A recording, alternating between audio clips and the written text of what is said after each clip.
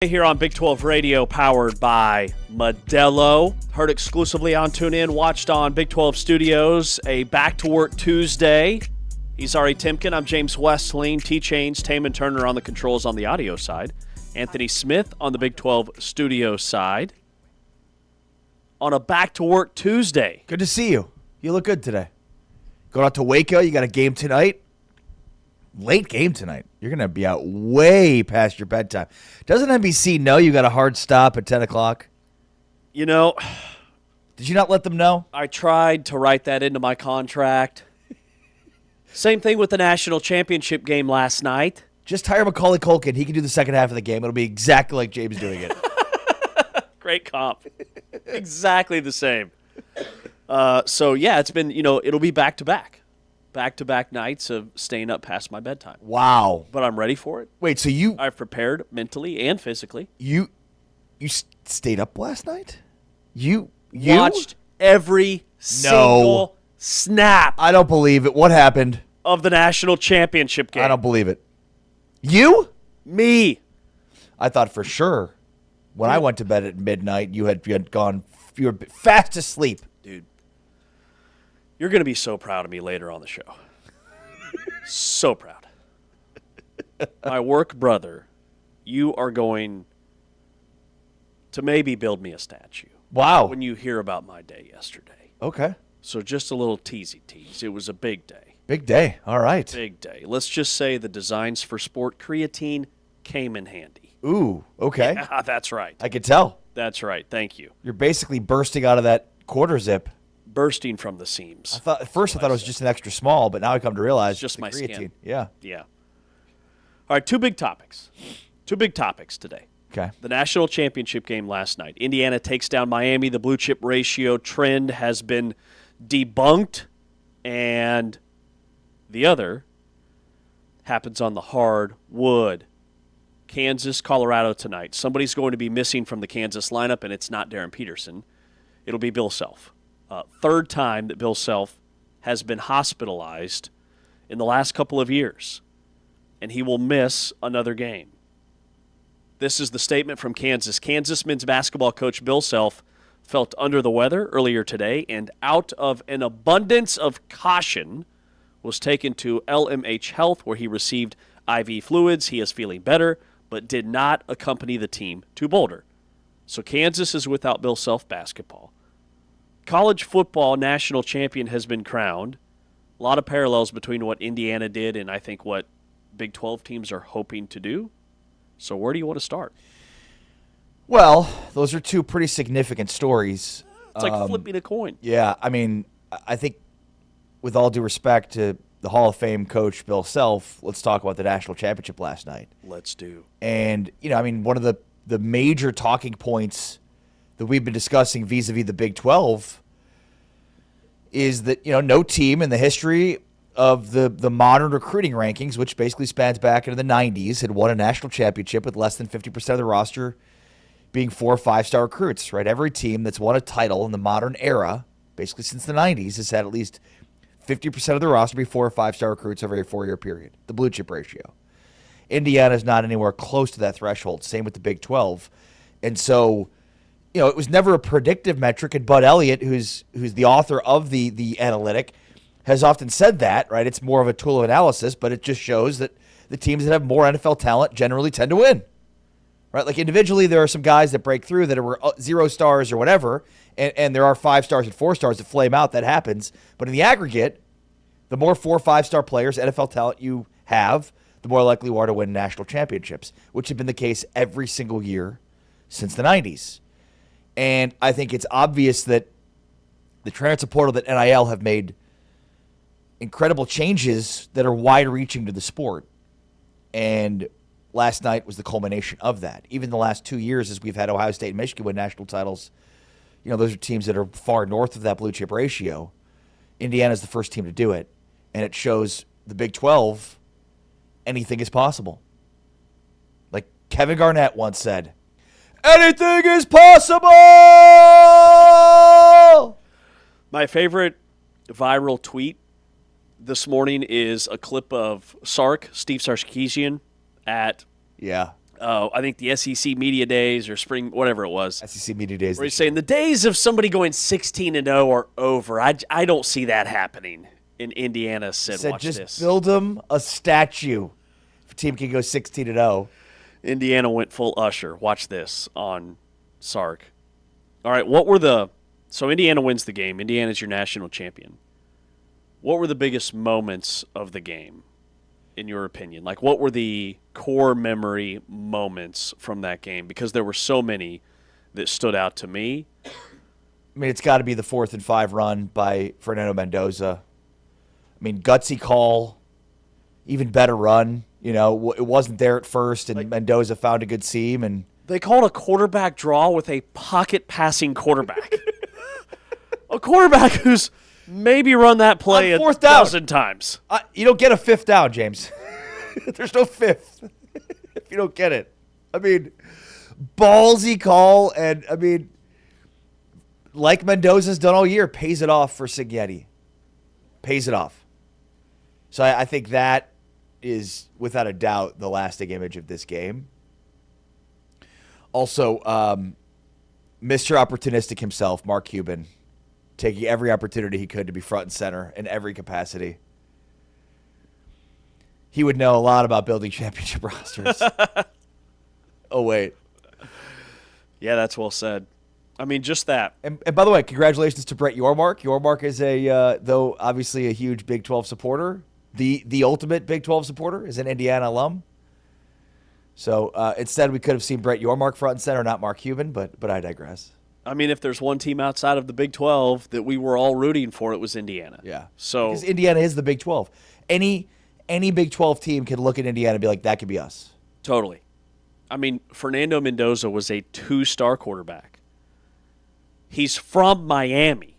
Both of his parents went to Miami. He wanted to go to Miami. Miami said, you're not good enough. They didn't recruit him. Wouldn't give him a look. Him scrambling for potentially the national championship winning touchdown in that moment on 4th down with his mom, who has MS, and she's screaming for joy. The iconic image of him leaping into the end zone, parallel to the ground. It was just everything that college football is. It was an incredible moment. The other takeaway that I had was this was an absolute Curt Cignetti masterclass. Down to the 4th down call.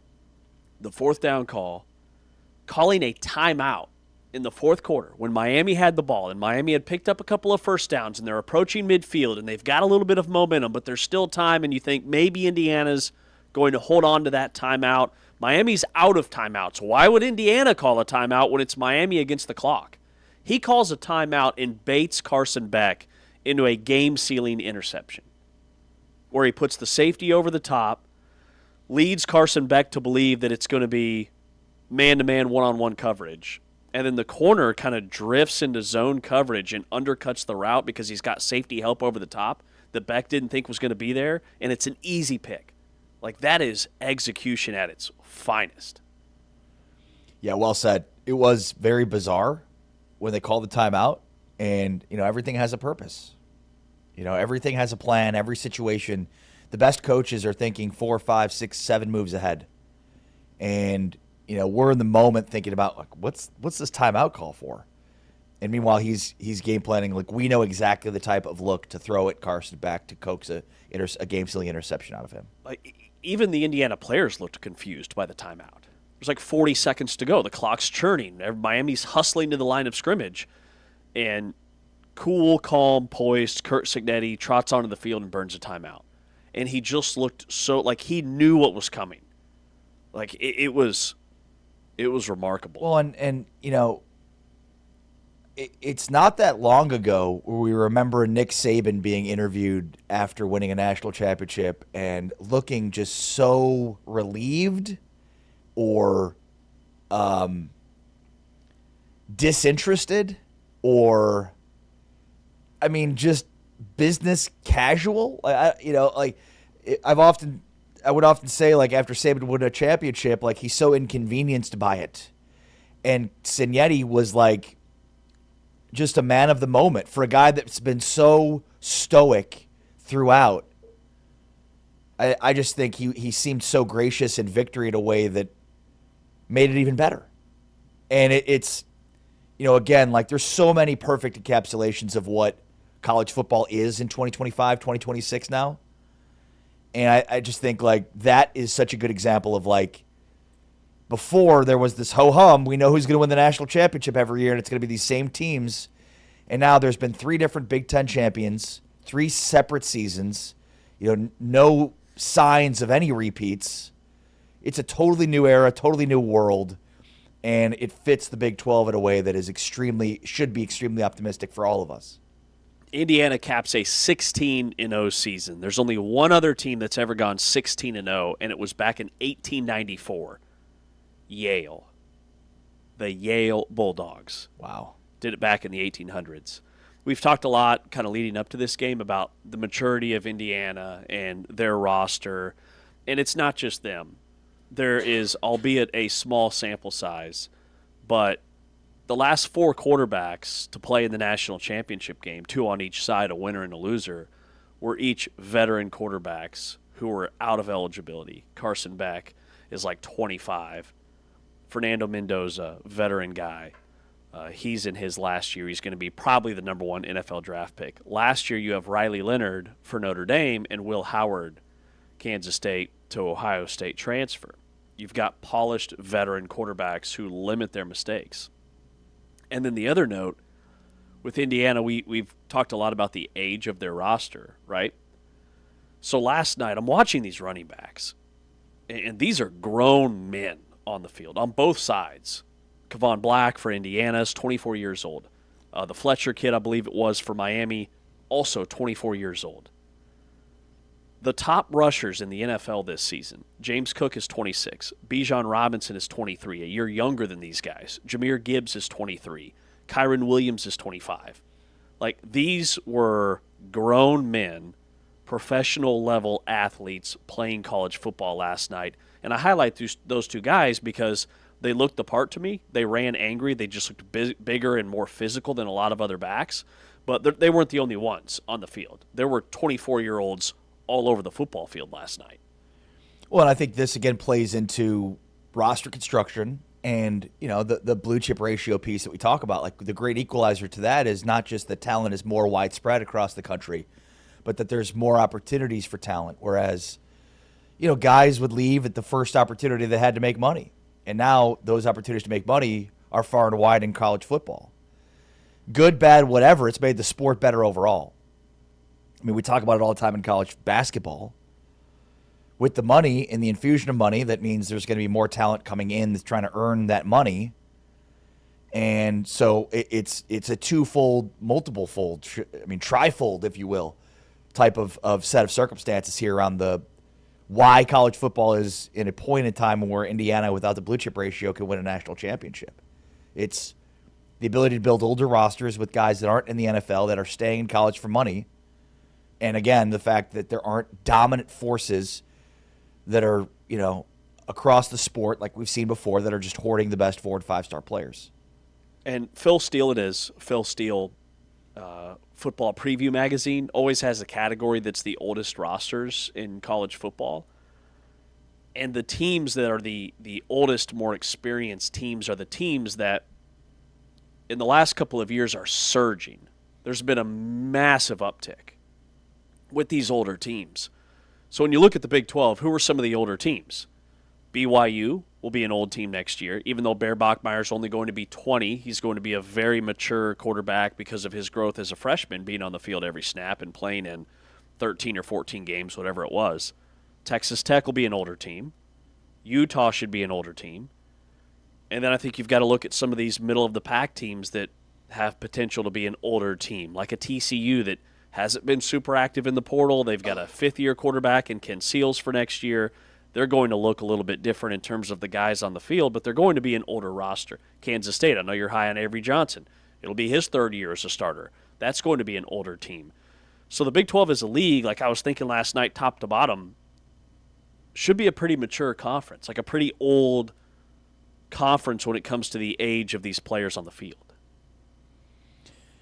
Well, and obviously that looks like a good recipe, at least a good starting recipe for winning national championships. And so we'll see. I mean, the Big 12's on the clock now. You know, the Big 10 has 3 consecutive national titles. It's been a while since the Big 12 has even been to the national title game, and we know what happened then when TC was there. So, Texas Tech, BYU, certainly 2 of the favorites. Utah, I think, will be there. Who else will be part of that conversation? We'll continue as the offseason progresses to figure out who will be in that conversation for the Big 12 because the Big 12, I think, has grown in many ways. The Big 12 is in a lot better positioning now than it's ever been. I think we're going to look at multiple schools with multiple first-round draft picks, which speaks to the overall health of the Big 12 in terms of talent. Now it's about having playoff success. Indiana caps a perfect, undefeated season with a national championship. And the blue chip ratio has officially been busted. Indiana had only 7 4-star high school recruits on their entire roster. 7. 7. I 7.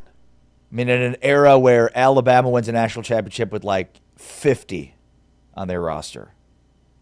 7 is the breakthrough. By the way, Miami also had a pretty big number in terms of 4- and 5-star recruits on their roster. A ton of dudes. All right, we'll take a break. Coming up next, Bill Self has been hospitalized. He is not traveling. He did not travel with the Kansas basketball team. He will not be on the sidelines tonight for the Kansas-Colorado game. More Big 12 basketball weekly awards. AP Top 25 is out. A bunch of teams in the Top 25 from the Big 12. And then later on this hour, you'll hear from Tobe Awaka, the Arizona Wildcats power forward. He is the top rebounder in the country, and he will join us around 7:40 Central Time. That's Ari. I'm James. This is Big 12 Radio, brought to you, the Full-Time Fan, by Modelo on TuneIn. Here are the top plays from last weekend's action.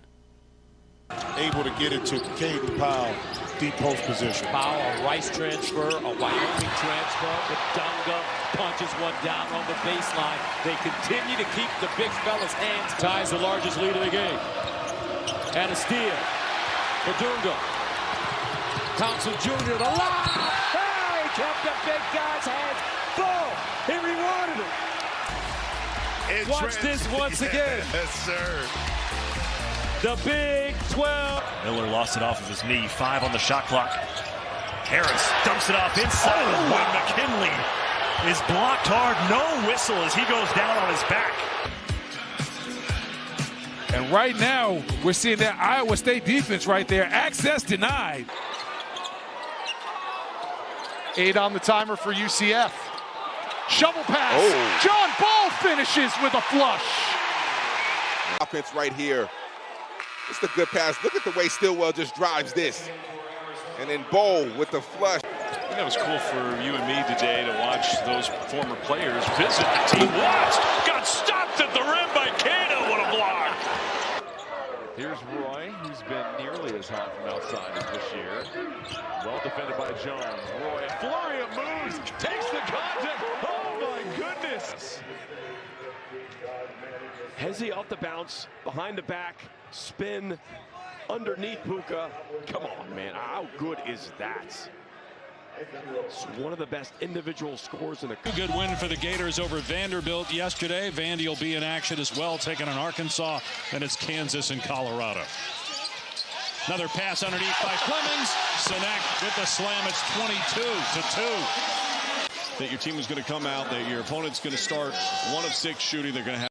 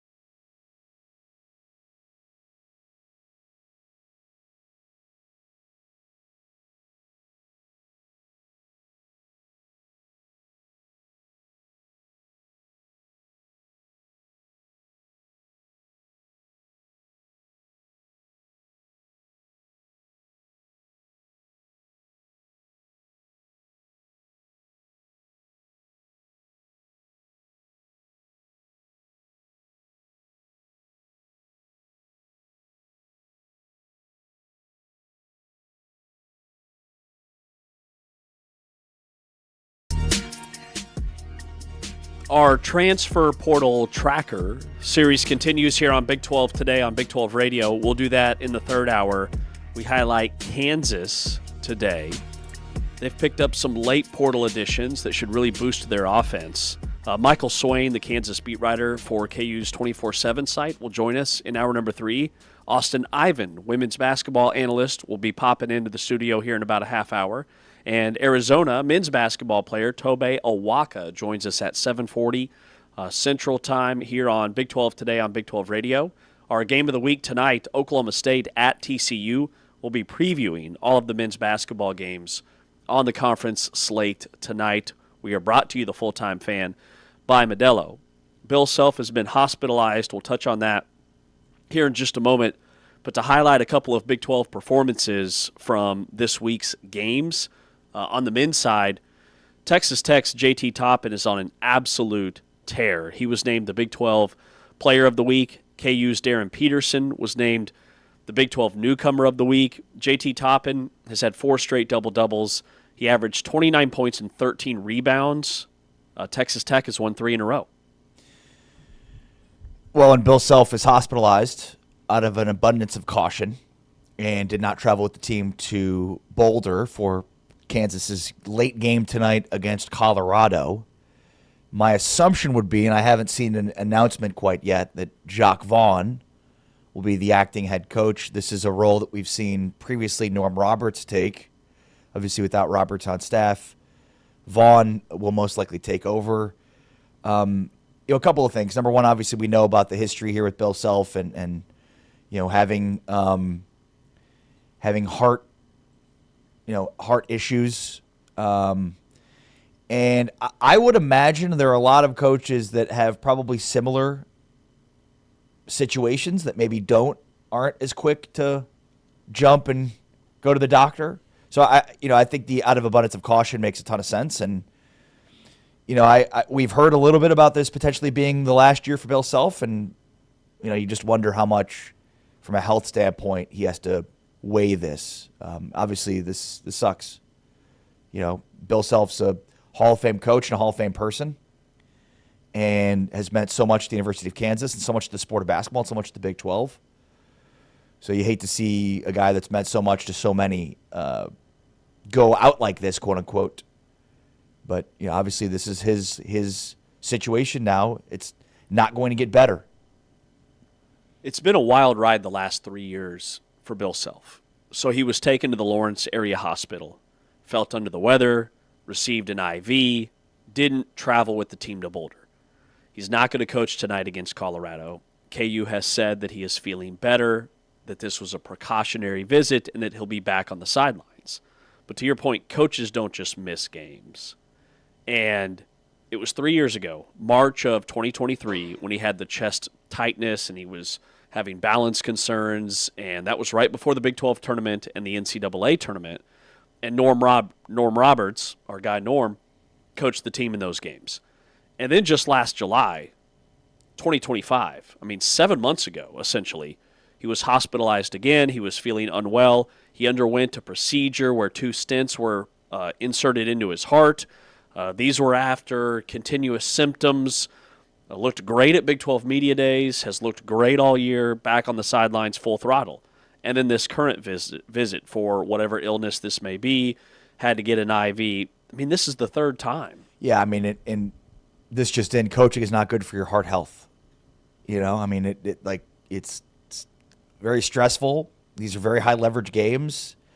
With apologies to Bill Self, fans, fortunate or unfortunate, care about your situation but want wins. So, there's a lot of pressure to win, despite 2 national championships and 4 Final Fours and all the wins that Bill Self's had. You just want more and more and more. So, it's just not a role conducive to great heart health. And, without having any of the specifics of why he was hospitalized, you can, certainly make some educated guesses based on what he's been in the hospital for recently.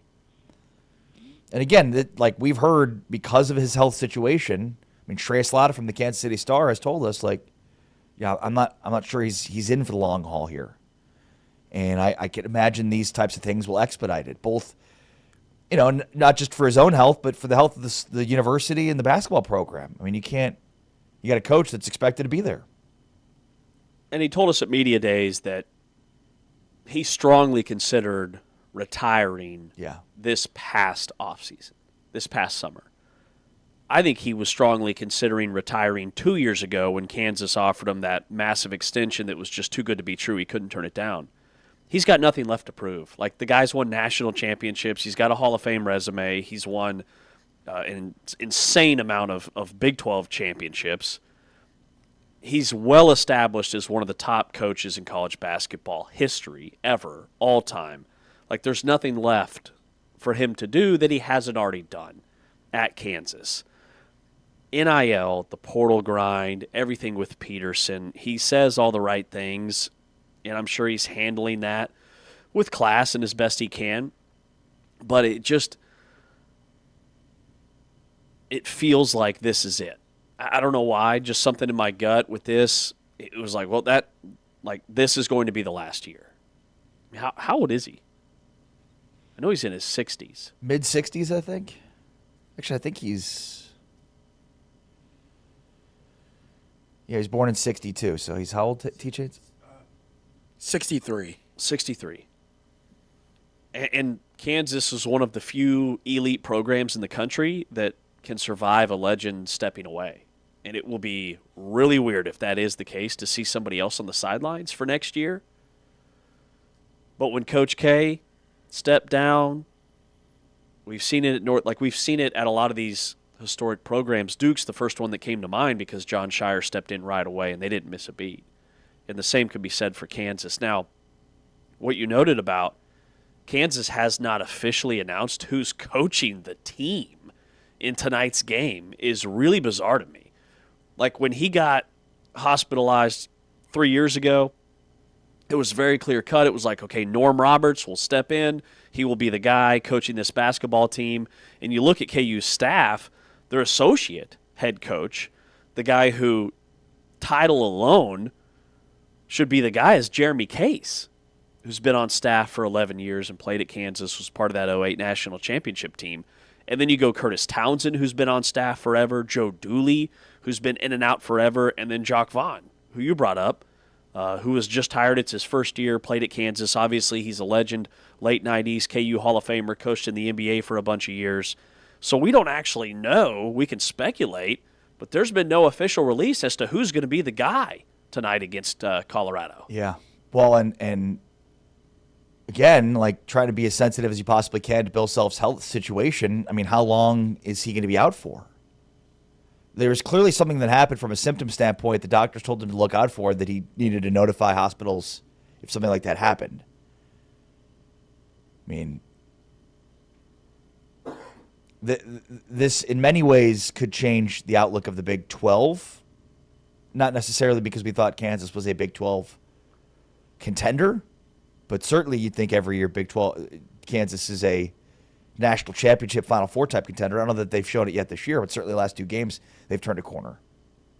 So this changes that. As a Kansas alum and a Kansas fan, short term, like tonight, at Colorado, not an easy game. It's at Colorado, right? It's in Boulder. Yep. Who should be coaching this team? Jacques Vaughn.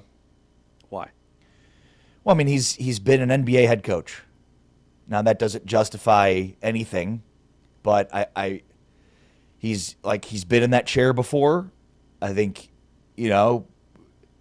his experience in that way. Also, we know that he's instrumental in the recruiting efforts of Kansas right now, which is on a heater. So how instrumental was he in delivering Darren Peterson to Kansas? And so what's the trust there? Kansas is now in very heavily on Tyron Stokes, one of the top players, if not the top player next year's class. I'd imagine Jacques Vaughn's playing a huge role in that. So, I just think it's the familiarity with Jacques and some of the top players, and then the fact that he has been a sitting head coach before. Whether or not he was successful doesn't really matter. He's been in that chair. He's got the experience. Is it a win-win whether it's him or Jeremy Case? Yeah. I like that you're giving Jeremy Case his flowers here. He's the associate head coach. Yeah, he's our age too, and I knew him at Kansas. We were Right. freshmen together. I remember he came out and hung out at our dorm a few times. Crazy. I mean, he's also been a huge part of the recruiting efforts and has really grown from. He's been there basically since he left Kansas, so he's been around Bill Self. He's been on staff 11 years. His freshman year was Bill Self's first year, which was our freshman year at school too. So, I mean, he's basically been there as long as Bill Self has. So I like that you're bringing up Jeremy Case in this. But you don't think he has a chance? Well, sure, he's got a chance. He's been on staff probably longer than anybody. You've also got, Doc Sadler's been a sitting head coach. Right. Joe Dooley, who's been out, as you mentioned, has been a sitting head coach. Curtis Townsend's been on staff forever. Townsend's been on staff forever. So you've got 3 guys that have been head coaches. Head coach by committee. It's probably what we'll see. But Jeremy Case is interesting to me because I didn't realize he was the associate head coach. Everybody else typically, then that would be the acting head coach in a situation in which the head coach is not available. So Right. maybe it is Jeremy Case. Good point. I would have assumed it was Jacques Vaughn, to be honest. Same. I mean, when I first saw this last night, my initial thought was this is Jacques Vaughn's audition. This is his chance to coach this basketball team, see how much he enjoys it versus does it appease the Kansas fan base with how they play in a sneaky spot at Colorado, a team that's a lot better at home. So Bill Self hospitalized. Kansas will have a different head coach on the sidelines tonight at Colorado. We'll be previewing all these games coming up here in a little bit. Also, I've got some really interesting look at the numbers in college basketball. I subscribed to evanmia.com to get some of this lineup information because Evan's the best, and there's some really interesting lineup ratings out there, especially relative to the Big 12 that we'll dig into. Some of the best lineups in the Big 12 may surprise you. And minutes, possessions played, it's some really interesting stuff you can look at. So we'll do a deep dive into some of these interesting numbers, both from a Ken Palm, net, and then an evanmia.com. So best lineup would be all 5 guys? Yeah, basically like lineup? The most efficient based on offense and defense per 100 possessions. Ooh, I like that. And then you can go through and go, how many teams have had lineups that have played 175 possessions together? Who are the teams that have had lineups that have played 150 possessions together, and so on and so forth? It's interesting. High end, low end. Who has the best lineup? I love it, man. I'm here for it. You're going to be shocked at who has the best, most efficient lineup in the Big 12. Is it one of the top 4 teams? No. Okay. Because, like, Kansas has made Final Fours with no bench. Sometimes I think bench production, I mean, it's all subjective and it's different for different teams. There are teams that need a deep bench to make deep runs, but some teams don't need a bench at all. So the lineup piece is fascinating because if you can keep guys out of foul trouble, that's where I think it's critical to have a deep bench. Well, because and foul trouble can always be a thing. True. And, I mean, look, rotations get thinner anyways the deeper you get into the season, right? So, I mean, rotations are naturally going to shorten. Right. By the end of the year, teams are only playing 5, maybe 6 guys. But some of this lineup data is interesting because it could inform coaches, and a big reason why you have to subscribe to it is because I think in a lot of ways it does inform coaches on just interesting lineups that maybe are more efficient than coaches would know or understand.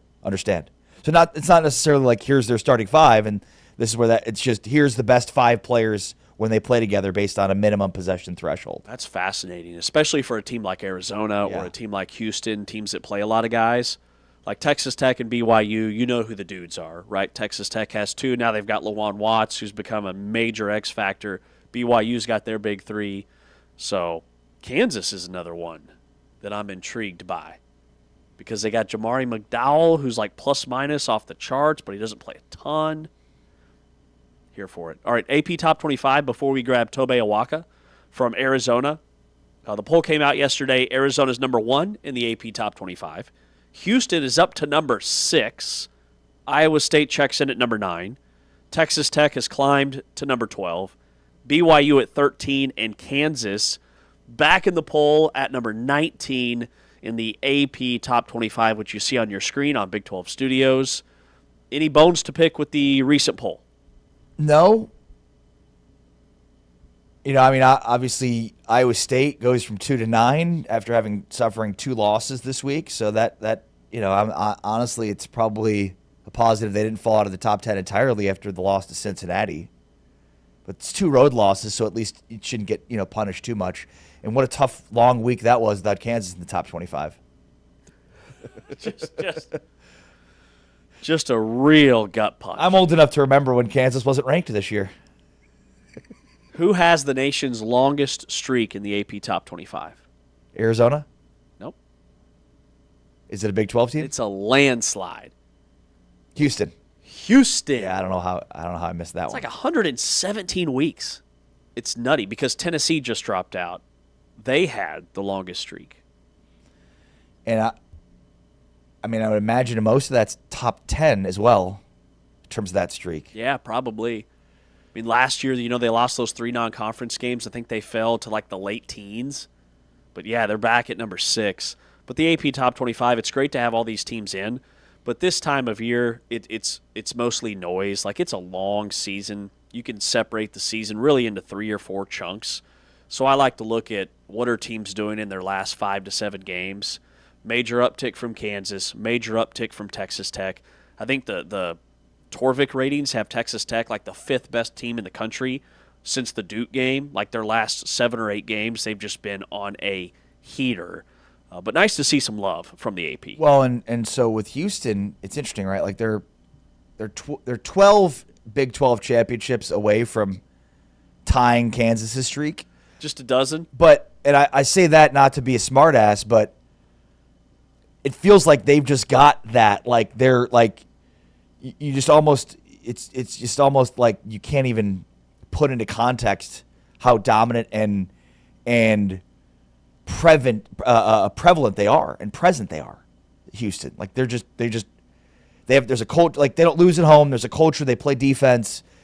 In some ways, it feels a lot like Kansas during their dominant stretch. It was a long way to say basically like, yeah, they haven't won 14 straight Big 12 titles, but there's a part of this that feels a little bit like what Kansas was to the Big 12 for 15 years. Totally.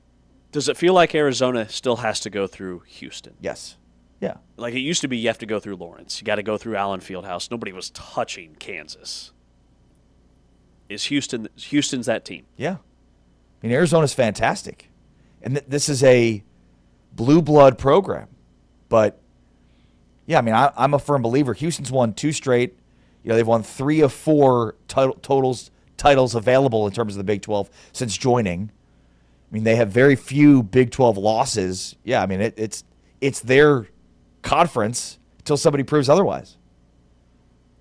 They're up to number 6 in the AP Top 25. Also, before we hit the break, one other note from the Big 12 Weekly Awards. Did you see what Staley Hurd did for Oklahoma State? She had a triple-double. The Big 12, not only is she the Big 12 Player of the Week, she gets the National Player of the Week award in women's basketball. She had just the 3rd triple-double in Oklahoma State school history, 18 points, 17 rebounds, 10 assists. Look at her numbers. Those are her stats in the wins over Kansas and Iowa State, almost 20 points per game, 13 rebounds, 6.5 dimes, didn't miss a single free throw. She was incredible, and Oklahoma State picked up some massive wins. Well, and going back to kind of your point there, like doing it against Kansas and Iowa State, Kansas is off to a dreadful 1-5 start with a bunch of McDonald's All-Americans in conference play, but Iowa State, too, has been disappointing, but those are 2 teams that were expected to be towards the top of the Big 12. So, those are impressive performances for Staley Hurd against elite competition. No doubt. Like, this wasn't the Stillwater YMCA. This was big time. He's Ari Timken. I'm James Westling. Coming up next, you will hear an interview that we did yesterday with Tobe Awaka, the Arizona power forward. He's been on a heater. He had like 25 in one of their wins. He's making threes now. He's the top rebounder in the country. The dude grabs 30% of all available rebounds. He is a machine, so we'll ask him how he does it. Incredibly smart, too. He's a great student. We'll sit down with Tobe Awaka coming up next here on Big 12 Today on Big 12 Radio. He's Ari, I'm James. You're watching us on Big 12 Studios and listening exclusively on TuneIn. Here are the top assists from last weekend's action. 17 assists on 31 made field goals, and he shot 50% from the three-point line because of that movement. There you go. And Badunga punches it down early. It's ball to the strong side, get it back to the weak, and then post up. But over that time, inched up. This program, how quickly can they learn how to win this type of game in the league? It's all right there for him. Okonkwo lays it in. You normally won't see a 90% free throw shooter miss two out of three. Abayev, what a feed. The dime inside to Keyshawn Tillery. Let's look out here on the perimeter. Look at that nice cut on. 8 on the timer for UCF. Shovel pass. John Ball finishes with a flush. Offense right here. It's a good pass. Look at the way Stillwell just drives this. And then Bowl with the flush. Teamed in the paint. Kicks it out to the corner. That three not there for Thomas. And the rebound is grabbed by Hargress. They're looking to push, as you can see there. Good feed, Hargress to Dak. Davis got a second chance because of a lane violation, made the free throw, completed the three-point play. Texas Tech lead back down to 1. Watts, bounce pass, top end, this time finishes. You can see all the cutting for Oklahoma State through the zone. And then they lose Manning in transition. He gets the easy slam. Odom with the lob, hit the rim. And now Houston looking to run up 15-2. Fleming's underneath. Tugler, the easy basket. In the top 10 of this year's NBA draft. He came to Houston. He's playing with resiliency. And a good win for the Gators over Vanderbilt yesterday. Vandy will be in action as well, taking on Arkansas. And it's Kansas and Colorado. Another pass underneath by Flemings. Sinek with the slam. It's 22.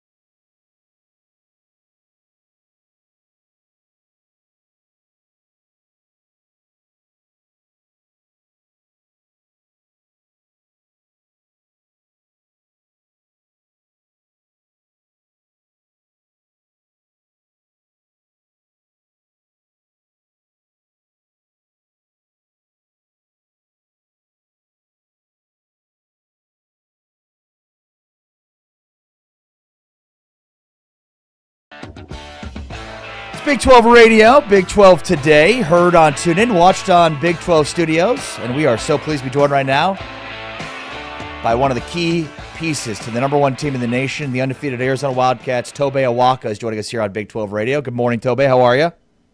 Morning. How's it going? How's the season going? Going well. Appreciate you guys having me on. You had like 25 points the other night, right? Yeah, that was, I believe, Wednesday, Arizona State. Where did that come from? I don't know. I think my teammates just did a great job of finding me in the right spots. You know, it was just one of those days where shots were falling and I felt good. And, yeah.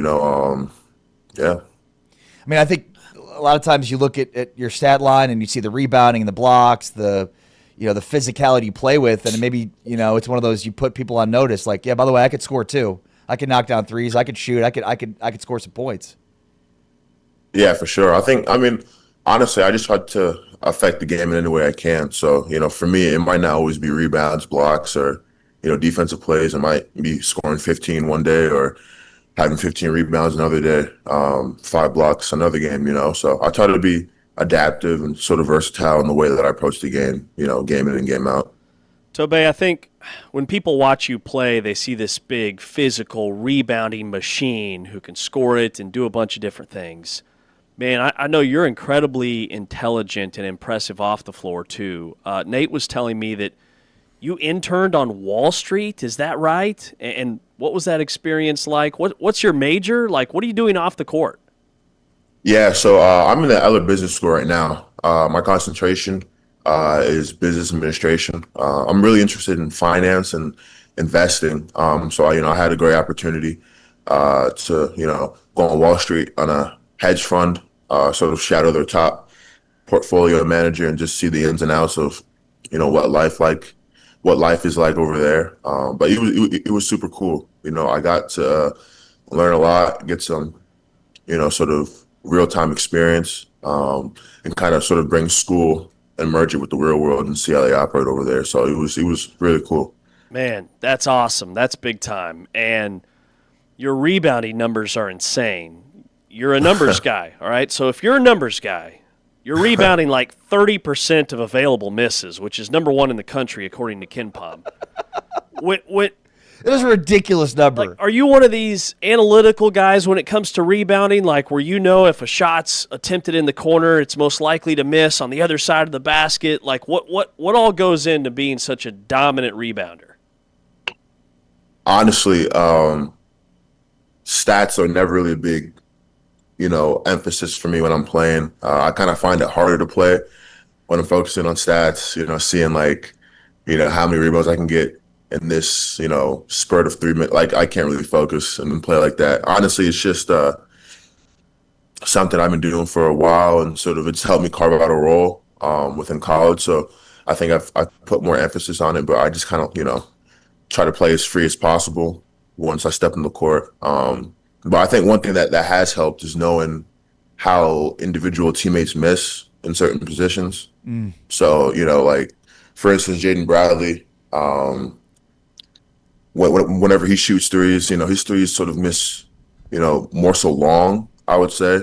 And then a guy like Deli, if he misses, it's like bouncing around the rim. So just kind of like knowing your personnel, and it might be different if they're shooting from the corner than from the top of the key. So like that kind of stuff I've kind of keyed into a little bit. Feels like a good thing for a guy like with the offensive rebounding numbers that Tobey has to know, on the offensive end how his teammates, may miss if they do miss. That's a great insight there from Tobey Awaka. You sound like Dennis Rodman from The Last Dance, because he would study the odds of where a shot was taken, where it's most likely to bounce off of the rim, and that sounds kind of like what you're talking about. That's impressive. Yeah. I think I saw that during the pandemic. That clip for sure. But I think just being with these guys over the summer, you get so used to their tendencies, how they play. You just kind of get a good feel of just the shots they're going to shoot, where they're coming from, and where they're going to bounce off eventually. When Arizona as a team, I mean, this is a good rebounding, a great defensive team, and a team that wins by scoring in the paint. It's kind of interesting that feels like that's a huge part of your game. I mean, do they, just, I guess, give us a sense here of the emphasis. Is it just that's the style you guys play with because it fits the personnel you have? Just curious, because obviously you in many ways personify the style Arizona plays with and wins with this year. I would say it's a little mix of both. I think Coach Lloyd, he's known as an offensive coach, but he loves, tough guys that can get it done inside. If you look at his personnel throughout his years at Gonzaga and, now at Arizona, he's always had, sort of strong big guys that can get it done inside. Umar Ballo of the past, Zealous Tubelis previously. And then I think, honestly, Big Mo Krivas is a big, facet of what we do. I feel like sometimes he doesn't get his flowers the way that he should, but I think he's one of the best bigs in the country. He's 7'2", skilled, and, the way that he can move for a guy his size with the touch around the rim, I think he's really a staple of what we do and how we play. So I think, honestly, all that anchors with him. Tobe, how much do you work on your three-point shooting in practice? Because you've only taken 6 this year, but you've made 4. You're 4 for 6, 67% from beyond the arc, and you've made your last 3. 2 against Utah. You hit 1 the other night. Where has that come from? Yeah, I mean, it's something that I've been working on for a good while here. Just sort of trying to refine it, get it better. And honestly, it's just been repetitions, working at it. And then sort of implementing it in practice. Coach has seen that I've gotten better at it. He's sort of given me the green light to shoot, when the time is right. So it's just been something I've been working on. I'm trying not to.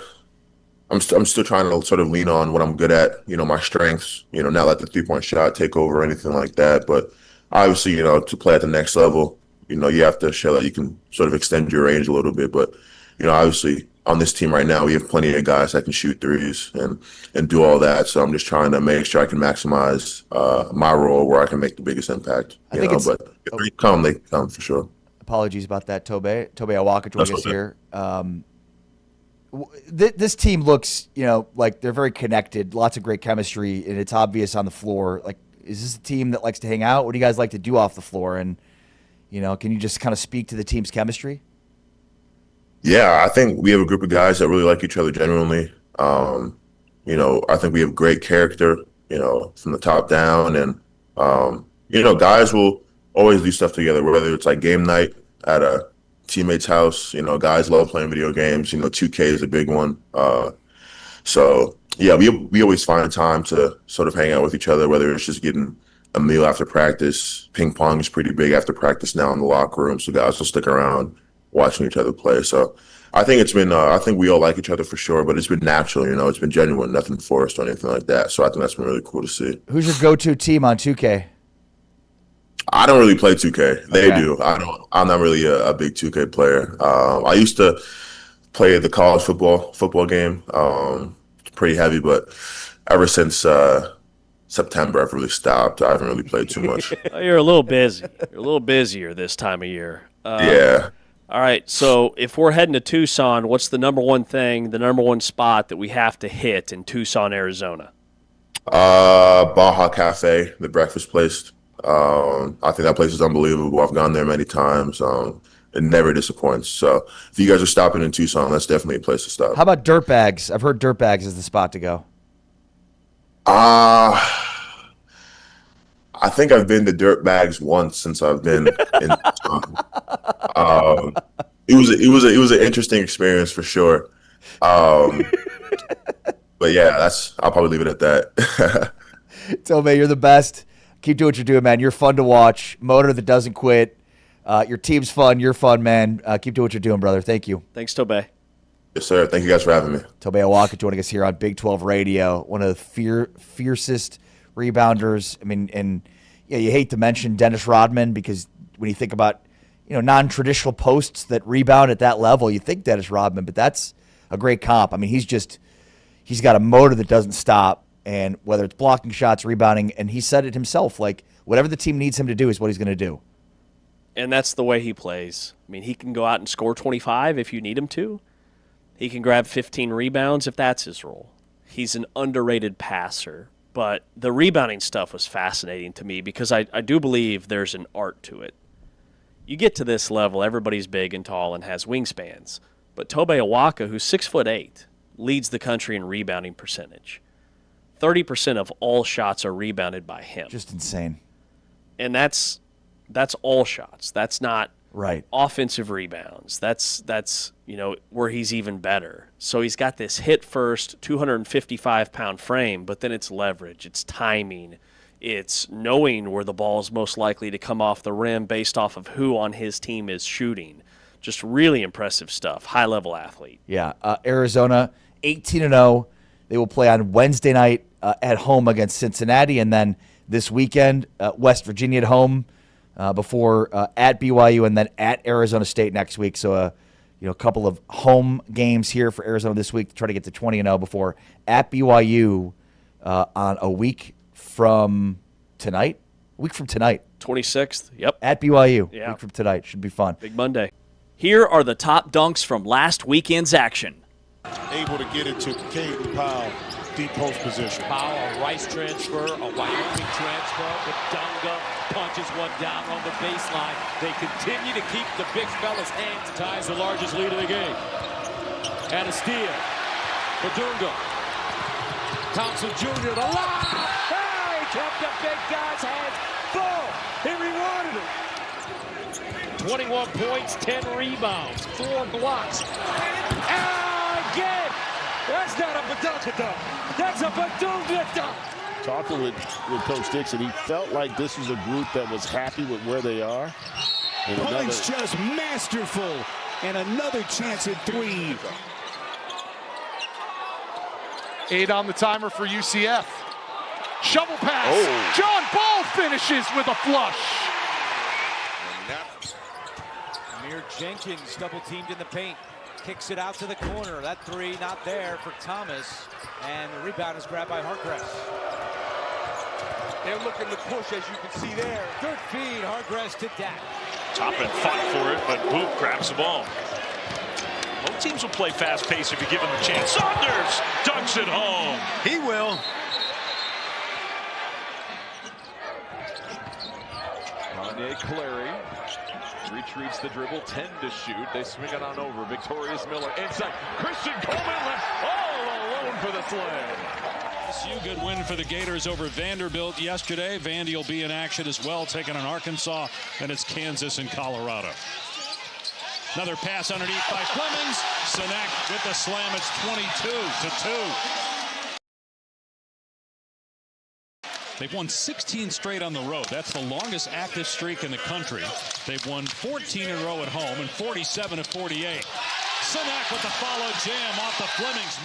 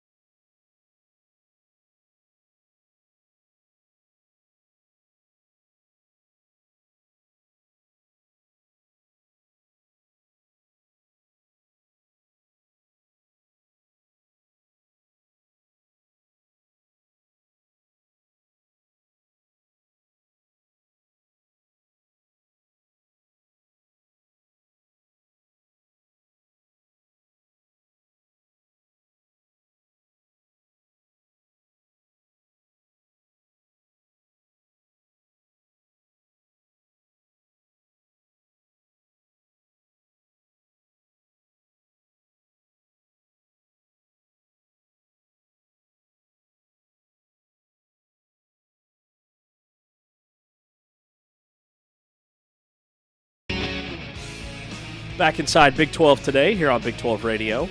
Heard exclusively on TuneIn, watched on Big 12 Studios. We are brought to you, the Full-Time Fan, by Modelo. And our Big 12 game of the week tonight is Oklahoma State at TCU on the men's side. Starts at 8 Eastern, 7 o'clock Central Time. And then on Saturday, it's the Houston at Texas Tech game. College Game Day will be there. This is the Big 12 Conference. This is a different league. The men's slate tonight. You see it on Big 12 Studios. UCF and Iowa State on CBS. Texas Tech and Baylor on Peacock and NBC Sports Network. KU and Colorado on ESPN. That's a late start at 11 o'clock Eastern Time. And then Oklahoma State and TCU on ESPN Plus at 8 Eastern. And Utah and Kansas State. K-State's an 8.5-point favorite in that game, by the way. Ari James, and we welcome in Austyn Iven. Joins us from time to time here in our Big 12 Radio and Big 12 Studios headquarters. Good morning, Austyn. Good morning. I might have to go to Fort Worth to watch this OSU Cowboys tonight. They are 2-3 in Big 12 play against a TCU team that I believe is now 1-4 with their loss to Utah. Yeah, that's a big game. Yeah. It's a big game on ESPN Plus tonight. You just got thrown into the fire because, you just walked into the studio. This is the first time we've all spoken. I know. Literally, our first words are, on air. But also, we didn't plan this. I feel like we're all in very similar neutral colors here. James kind of messed it up last time, so I'm glad that you got the memo this time. Yep. That's right. You and I. We were on the same page. I'm psychic. I knew what you guys would be wearing today. Well, I mean, you wear this basically every day. If you're ready for neutral colors, is James ready for you? We even have the white tennis shoes to complete it too. We did good. We'll have to get a picture. Neutral colors, I'm your guy. Yeah. All right, I've got. In fact, this is a lot of color for you. Normally, it's a little bit brown. Yeah. Yeah. Beige. Brown's pretty out there. I feel like I'm looking into a rainbow right now. The color aggression index is off the charts today. All right. I have to get something off my chest. Okay. Ari makes fun of me all the time. All the time. He lectures me on toughness. On toughness? On toughness. Okay. Yeah. Sounds like a coach. Yeah. He's an alpha. Okay. He's an alpha. He's a man. Where's this going? And then he shows up to work with a raspberry chocolate latte coffee. You go through my bag? He lectures me on toughness and brings a raspberry chocolate latte. I don't think it's raspberry chocolate. Is it chocolate? Mocha? I mean, that's the same thing. Yeah. What? True alphas drink raspberry chocolate mochas. It's. Do you have a cute little mug? So or is it just that one? It's just this one. So my kitchen, we had a dishwasher leak, and so my kitchen's gone. Yeah, no sink, all the cabinets. So as of yesterday, my house is kind of a free-for-all. And so I didn't have the normal, I have a normal coffee cup I bring every day. I have no way to wash it now. No way to wash it. Which you would have thought of. Has nothing to do with your coffee choice. So where did you get this? I've seen, this man, I've seen tougher drinks at a baby shower. So it's a long way to say that I had to bring my coffee here. Normally, you have no idea what kind of coffee I'm drinking. I like all different kinds of flavors. What's funny is my wife was making fun of me, too, about the same thing. Because I don't usually like flavored coffee. Well, I happen to buy this variety pack of flavored coffees. I'm finishing them off. I had to bring it here because I can't brew my coffee at home because my kitchen's down. Why are you making fun of a man? What would you rate it? The raspberry mocha? Yeah. It's pretty good. And I never thought I would have liked it. Yeah. Yeah. Mine is French toast latte coffee this morning, so I really have no room to speak. From Starbucks? No, it's a local place that I found actually just recently, and it's called Killer Joe. Ooh. Here for it. Local Great. is the way. Yep. Always. Oh, that had me chuckling. That got to me when I saw that. Nothing screams alpha like fruit-forward chocolate foam. There's no foam in here. No foam. Yeah. Oh, that's good. You didn't bring your frother and make some latte art on the top of it? Maybe next time you come in, I will. Okay. I'll bring the frother next time. You don't get any, James. You don't get any frothing. Yeah, if you're hating, you can't. I'm hating, so I don't get the frothing. Right. No froth. Yeah. Life's too bad to drink bad. Life's too short to drink bad coffee. Life's too short. Life's too bad to drink short coffee. It's that also true. Yeah. All right, Austyn, what have you been up to? We always like to get an update on your whereabouts, on your travels, all the games that you've been covering, and all the teams that you've kind of had your eye on. Yeah. I've done a little bit of Dallas Mavericks stuff, obviously. You know, every week I have a show for them. I did take a quick little vacation, just a couple days. Went to LA, so You took a vacation? Took a vacation. Went to see some friends. So, yeah, went to LA for a few days. I have SMU and Florida State women's basketball Thursday. Might have Sam Houston men's basketball again on Saturday. We were talking about them last time I was in here.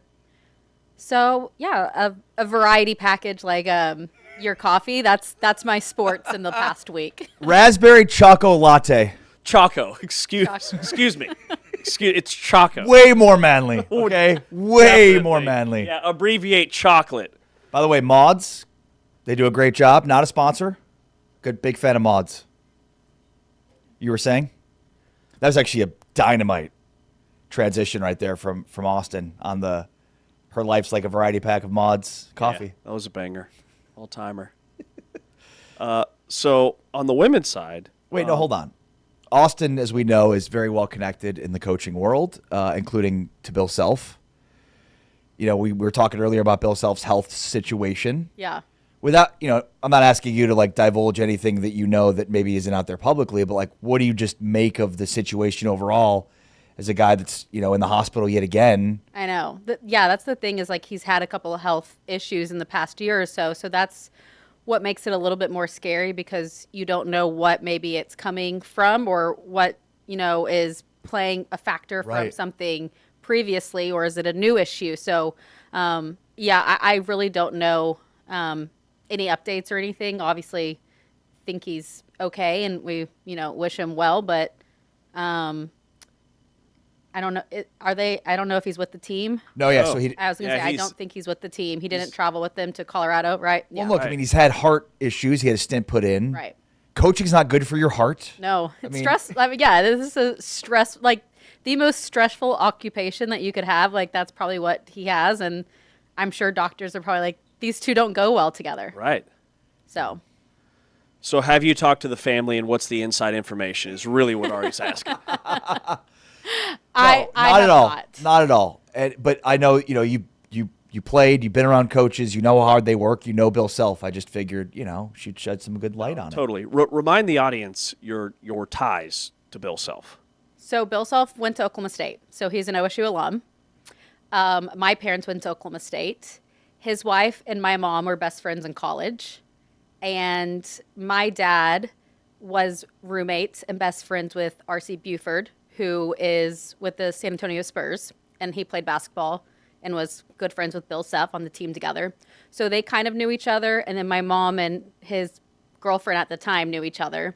And so that's kind of how the worlds collided, was back in college. And they have stayed very good friends ever since, like our families have. My brother is in the coaching world or NBA basketball world.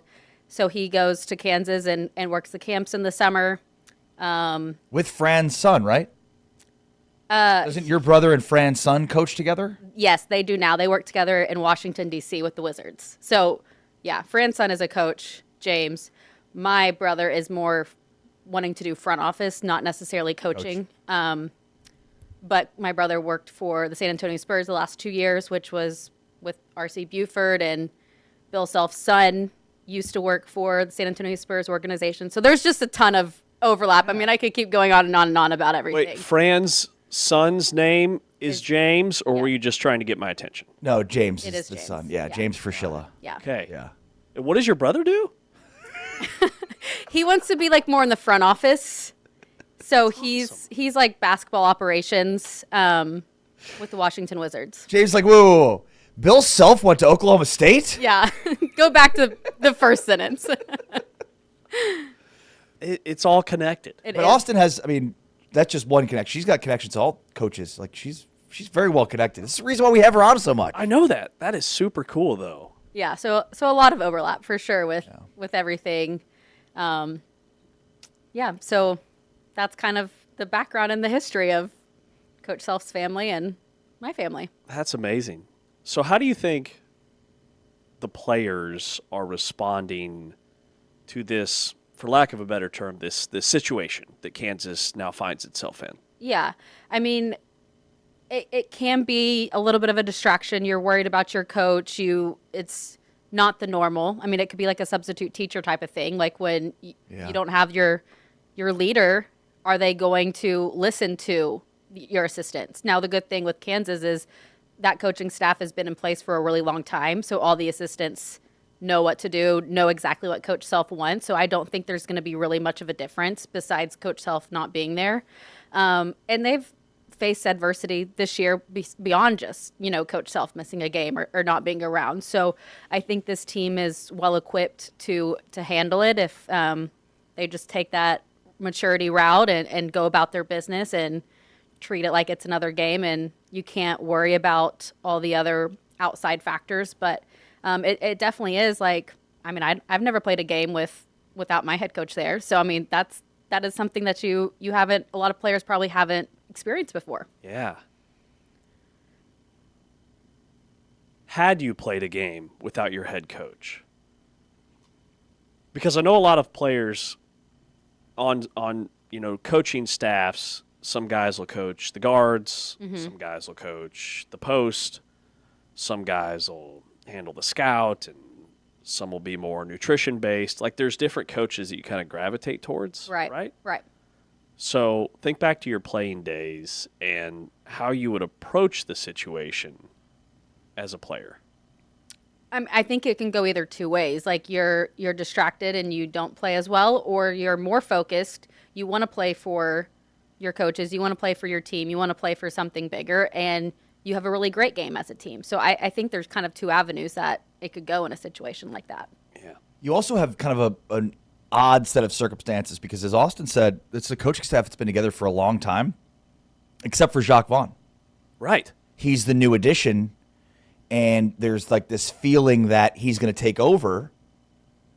But that's not – that's a Travis Goff decision eventually, but it's not a Travis Goff decision today, right? It's more of a Bill Self coaching staff decision. So there's an interesting dynamic in terms of, Jeremy Case is the associate head coach. He's been around Bill Self a long time.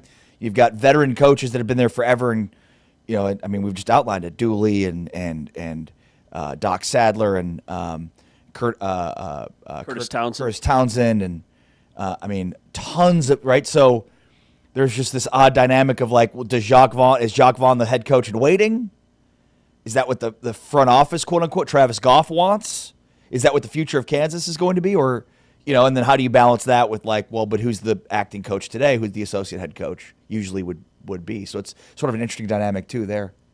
Yeah. And Austyn, Ari and I were talking about this earlier. Kansas hasn't announced who the coach is going to be tonight, which is really kind of bizarre to us, because the last time Bill Self missed some games, he had Norm Roberts on staff who'd been there for like 2 decades. Everybody knew who it was going to be, and Kansas still said Norm Roberts will act as the head coach tonight. Kansas hasn't done any of that as of 8:17 Central Time. The game is tonight. Yeah.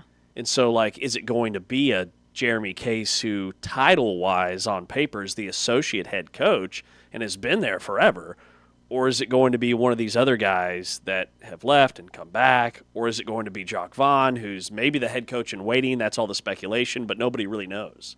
And I think maybe it's not as big of a deal as we're thinking it's going to be with the announcement, because, like you said, you have your position coaches. So, they have the coach that is going to work with the guards. They have the coach that is going to work with the post. And so, yeah, maybe a little bit of the substitutions, but a lot of times the assistant coaches are already doing the substitutions and looking at different patterns. So maybe the announcement of who is going to, quote unquote, be the head coach isn't as big of a deal as, it might come off to be. Well, and maybe it's not as big of a deal as the fact that this and the Darren Peterson situation sort of loom over this team this season, right? The Darren Peterson situation's been very precarious. That's kind of the huge piece to what we've been looking at so far with this team this season. We shouldn't have, we should be surprised by this given the last 3 years, but now this is another part that looms. Could this be something he comes back but then has similar symptoms and has to take a step back again this season? What does this look like long term? I mean, when it happened initially 3 years ago, it was right before the NCAA tournament, right before the Big 12 tournament, so it was sort of like fresh and like, oh, could Bill Self come back and coach? I mean, it was foolish to think he could. But that loomed, and I think the same sort of situation could loom over this team this year. There's just a lot of precarious health situations looming over this roster and this team this season. Well, tonight they've got a tricky road game at Colorado on the men's side. On the women's side, there was a game last night. TCU played a non-conference game against Ohio State. They fell in a close one that went right down to the wire, 71-69.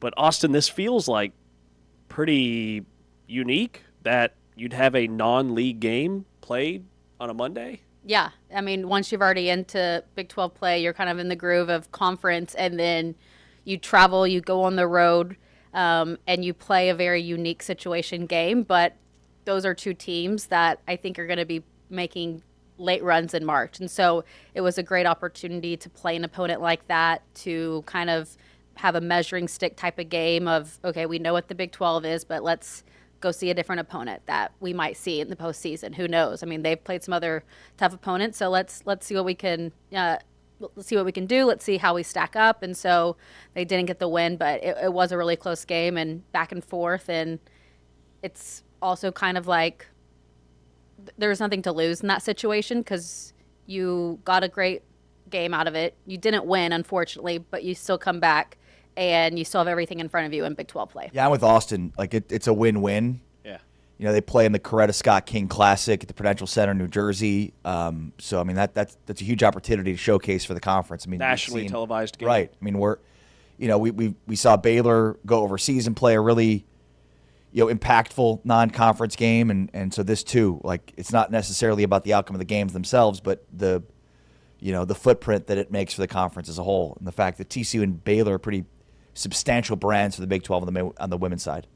Yeah, for sure. That voice is Ari Timken. I'm James Westleen, former Oklahoma State Hooper. Austyn Iven is with us here in studio. We'll take a break. Coming up next, Ari has some deep dive, analytical, Big 12, very fancy statistical things he wants to go over. He told me this morning, wait until Austyn hears this. So that's coming up next as we preview some of the men's basketball games tonight. Then we're going to play a little Valid or Void. T-Chains will lead that segment before we dive into our Transfer Portal Tracker series. Today we're covering the Kansas Jayhawks, so we'll take a look at their offseason and where they're at on the gridiron.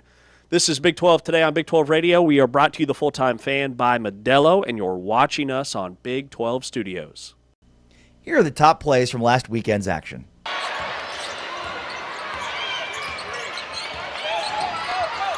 Kansas State back in their 2-3 zone. Collins hits the three and is fouled by Arenas. That she's hit. You see it off that little ball screen. Okay, they stun it at her. She took it instead of making the extra pass, and that is a foul. Down for two. Down to 1.5. Second half court heat is up, and it's good! Oh, that'll count! That's a three-pointer from midcourt. The second triple of the game. My goodness. Look at this bad boy go in. Maybe that's the boost that Houston needed. The bank is open, got it off in time. A nice job there by the Cougars to cut into this deficit just a little bit here going into the locker room. Hara got to put one up. High off the glass, the touch. Shot clock down to 4. Van Guytenbeek around Benali. Oh, what a pass! How about the patience by the senior point guard? All 8 of her points in the second half. Several key buckets in the fourth quarter. She doesn't play like that. I tell you, TCU doesn't win. And Olivia Miles has the assist goggles on early. Turned off, one last possession here. Polk takes it in, Hurd lets her have it, and one for the road for Polk. Full court press all the way down the floor, and that's an unforced turnover for Cincinnati to get the game started. Harrison all the way to the rim, and those are the errors AB Cincinnati can't afford today. Here's Walker. Gets into the corner. As a three ball is up, and it is good. As Mackerlane right in front of that Buffalo bench. As the clock winding down, and the Buffs previous three-point field goal.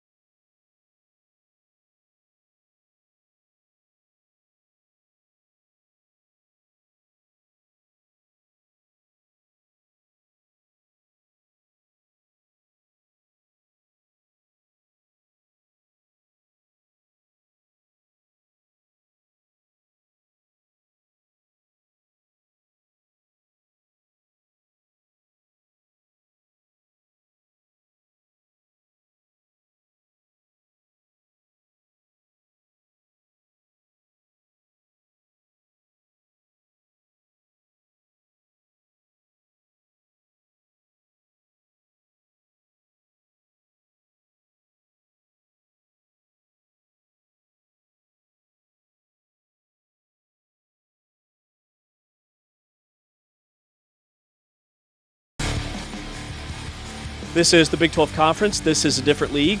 Big 12 today on Big 12 Radio, heard on TuneIn, watched on Big 12 Studios. He's Ari Timken. I'm James Westling. Austyn Iven, former Oklahoma State basketball guard, is with us. We've got Taman Turner producing. We've got Anthony Smith back at the Big 12 Studios. In hour number 3, we'll have Michael Swain, the Kansas beat writer for KU's 24/7 site. He's going to join us around 9:20 Central Time as we go through our transfer portal tracker. Every Big 12 team talking about their offseason additions and subtractions in Big 12 country. We'll play a little Valid or Void coming up in 15, but we go around the conference. Preview of tonight's men's basketball games. Utah at Kansas State, UCF at Iowa State, Oklahoma State at TCU, Texas Tech at Baylor, Kansas at Colorado without head coach Bill Self on the sidelines. That's a late game on ESPN. Starts at 10 p.m. Central Time. So we'll be dragging a little bit tomorrow morning. But Ari has subscribed to some fancy analytical data machine. He's got some numbers. He's been teasing it all show. Yeah, I mean, I think sometimes it's interesting to kind of take a look at some of the interesting stats, metrics, analytics from the Big 12. Take some of them with a grain of salt. Take all of them with a grain of salt. It doesn't make a difference. So there's the Evan Mia lineup statistics that I want to get into. But first, before we do that, like a couple of insights that when you dive into the numbers are interesting. Yeah. So the Big 12 consistently produces teams that are going to rank higher in Bart Torvik and Evan Mia's rankings relative to the net rankings because, one, the Big 12 has some of the best defensive systems, so extreme defensive systems. Number two, the Big 12 is not padding its wins with bad, low-quality wins. So because of that, the competition's so good, it might not rank as high in the net where you can feast on some bad competition and rise to a degree. And then there's better, more substantial interleague cannibalization. So basically, this is probably why a lot of Big 12 teams will be underseeded based on the net, but will end up outperforming their seed. One of the stats that I found was really interesting is that Ken Palm looks at luck as a factor. Yes. And some of the unluckiest teams in the Big 12, Kansas is one of the most unlucky teams in the Big 12. However Ken Palm defines luck, Kansas is minus 0.16 in their luck ranking, or 233rd in the country, which I think plays into they've lost close games because they haven't had the same continuity and chemistry within their roster. They've had a lot of roster churn, and they're trying to figure out who they are. Plus, they played a ridiculously tough schedule. I think when you look at it overall, like who they played in the non-conference was a lot tougher. So I think that plays into it. Kansas State's another really unlucky team. Do you buy that luck swings the other way for them, James, as you hear that they're one of the most unlucky teams in college basketball? Potentially. But I do see things on the floor that would hold them back from reaching their potential. And that's the whole thing with K-State is they have an incredible amount of potential. Like they've got multiple NBA players on this team, led by P.J. Haggerty. They've got a 7-footer in the middle who should be just hoovering rebounds. But for whatever reason, they're struggling in those categories. I love that you brought up the luck rating, which is the difference, because I've studied this a lot. I actually brought it to a broadcast because I wanted to bring up one of the teams I was covering was like one of the worst in the country in luck rating, and I wanted to show that they're better than their ranking and their record. And essentially, he's measuring the difference between your record, your actual wins, and what his performance metrics, offensive, defensive, efficiencies, expect your record to be. And then one possession games are factored in. It's this giant algorithm. A couple of missed free throws. Free throws are weighted in this because a lot of times, like, you look at a box score, a team loses by 4 and they missed 6 more free throws than the other team. Like, it's simple stuff that can sometimes be the difference. Yeah. So I'm a huge fan of the luck rating. One of the other, I think, interesting nuggets about the Big 12 overall is Cincinnati's defense is elite. Their adjusted defensive ranking, according to Ken Palm, is 7th in the nation. And by the way, it's not just Ken Palm. Evan Mia, Torvik, Net all have Cincinnati as having an elite defense. But they're 182nd in the country in adjusted offensive efficiency. So, I mean, that is not going to work out. Teams that are that high in one area and that low in another area tend to, not be good quality teams. So, obviously, you look at that and think they've got to get better offensively. Oklahoma State's one of the fastest teams in the country. Their tempo rate's 11th in the nation. No surprises there. And they're 0-2 so far in Quad 1 and 5-2 in Quad 2. So Oklahoma State right now is not a tournament team based on resume, but they've got opportunities here. They've got tonight against TCU, which would be a Quad 1 opportunity for them.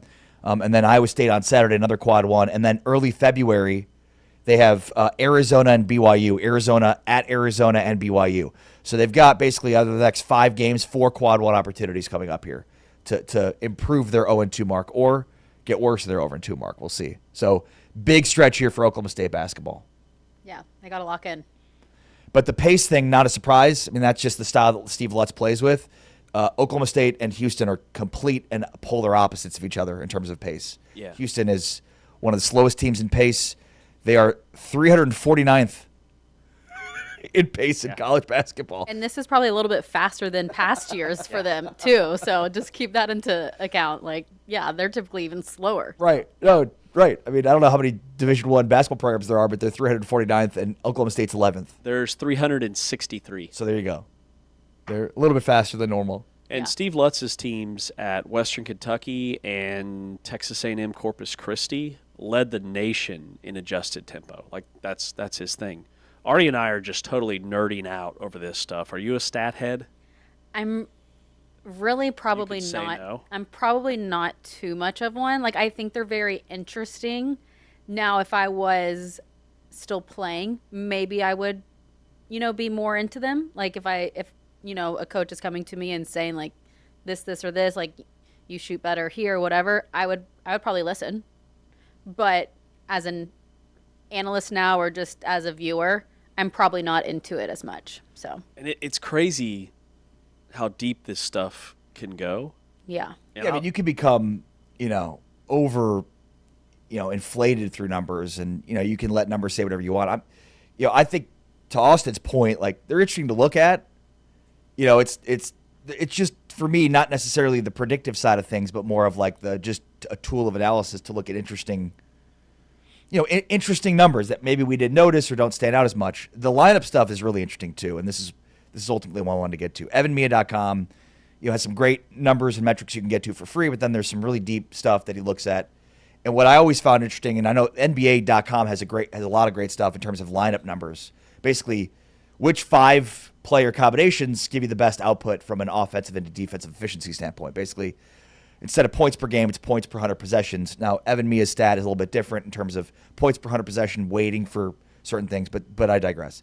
Okay, so what's interesting to take a look at is the Big 12 overall, based on 60 possessions. So the threshold being these lineups have played at least 60 possessions together. The number one most efficient lineup in the Big 12 based on having a minimum of 60 possessions together. You want to take a stab at what school that is? Kansas. No. I teased earlier, not one of the top 4 teams. Oh, okay. So not Houston, not Arizona, not BYU. So in the top 5, this is based on 60 possessions. Hang on. I want to take one more guess. It's not one of the top 4 teams. So for your reference, Iowa State has the second and third most efficient lineups in the top 5 based on 60 possessions. Houston is 4th, Arizona is 5th, and Kansas is 6th based on 60 possessions. I'm going to go with Oklahoma State. You didn't say BYU. Correct. BYU is not in that top 5. BYU is wrong. Oklahoma State's wrong. Baylor. Okay. Baylor's lineup of Skillings, Yesufu, Powell, Carr, and Agbem, the number one most efficient offense in the Big 12 based on at least 60 possessions. Something else that's really interesting, okay? So the top of the threshold is 175 total possessions together. So these are the teams that have lineups that have played at least 175 possessions together. There are only 11 lineups that had that threshold. Down. Is that what you're doing right now? You're doing his homework for the game tonight. I'm totally using that. Yeah. Can you repeat it one more time?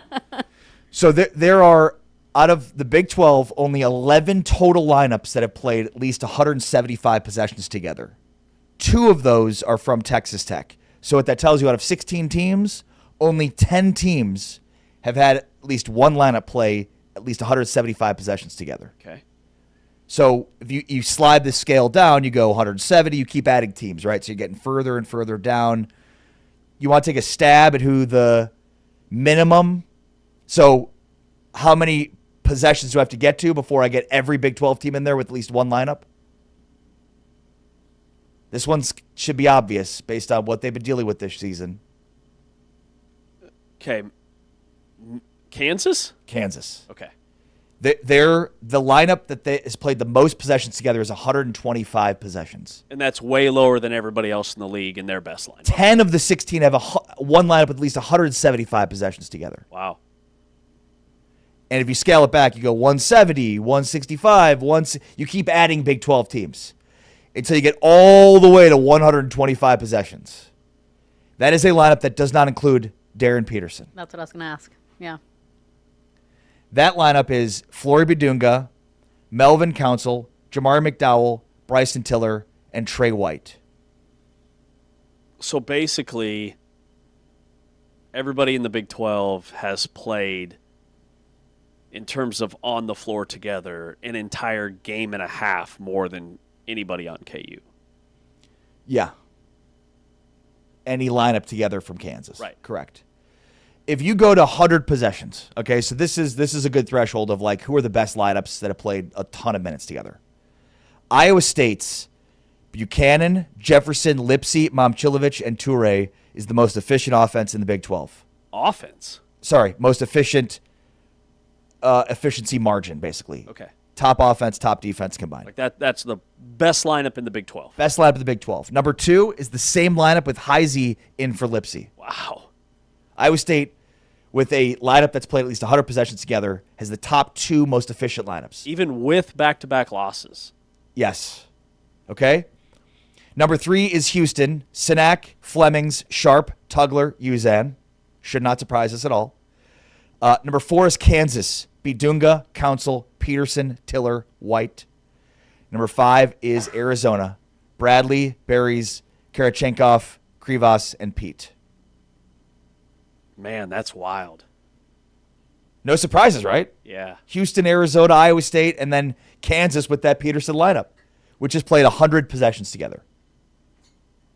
So KU is a lot better when Peterson's on the floor. What was that Baylor note again? The 60% of possessions with these 3 guys on the floor, or was it 5? It was all 5. Yeah, these are Skillings, all 5. Agbim, Carr, Yesufu, Powell, Yesufu. Howell. That's basically the like when you go to evanmedia.com and you look at the lineup numbers, it starts at 60 possessions. So that was the first, like, that's the minimum threshold, basically. So if you scale up, what that says is that lineup needs to play more possessions together. Right, because Powell doesn't play a ton. No. In fact, it's the most efficient lineup when you get to 80 possessions played together. Now, I'd be curious if you ask Scott Drew if there's diminishing returns with Powell, and that's what they're trying to balance. But yeah, it's interesting. I like those type of analytics. Yeah, like, I mean that's something where you're like, I can believe it. I could get on board, and as a coach, you would take into account going forward. Like, right. Let's look at this lineup more. Let's put them together on the floor a little bit longer and see what they do. Right. Like you've got a team that's 1-4 in the Big 12 that has the most productive lineup of anybody in the league. That's pretty amazing. Yeah, and like the other thing that I think is huge is the 175 possessions. The fact that Texas Tech has 2 lineups that have played at least 175 possessions together is kind of insane when only 10 of the total 16 have any lineups that have played that much together. And by the way, that keeps compound, right? Like, because you're not going to catch, as long as those guys stay healthy, you're never going to catch up to them. They're only going to keep playing more and more minutes.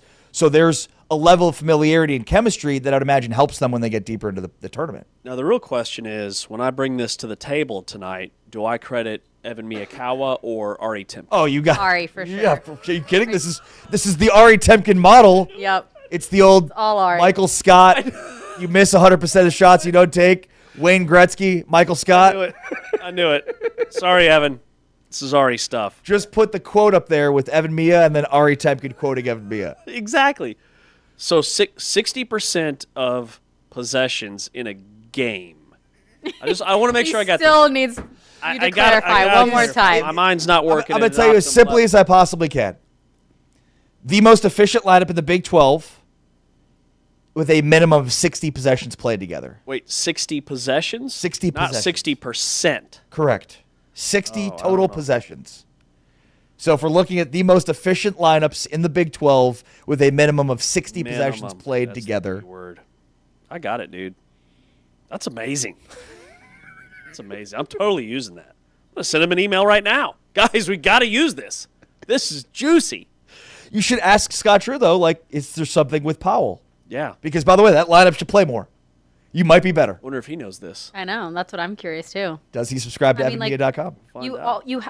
Every coaching staff has, like, an analytics guy. So you would think that they would have this information and someone with the resources to look into all these things. Yeah. But if the coach is like, I don't really care about this, like, don't, flood my brain with things that I don't think are important. But I think this is something that he should definitely know about if he doesn't. Well, Evan Mia got an undergraduate degree from Texas, but he got a PhD from Baylor. He went to Baylor, yeah. In statistics, so I can imagine Baylor's got access to these numbers. This is going to be great. Well, thank you for the assist. You're welcome. Fantastic. And we'll consistently evaluate and reevaluate this stuff because I think it's super interesting. I mean, like Austyn said, like it could inform future decisions. There could be a reason why certain lineups have only played a certain amount of minutes, even if they are really effective and efficient together. Totally. I'm just going to ask him why Caden Powell isn't playing more. We'll see what he says.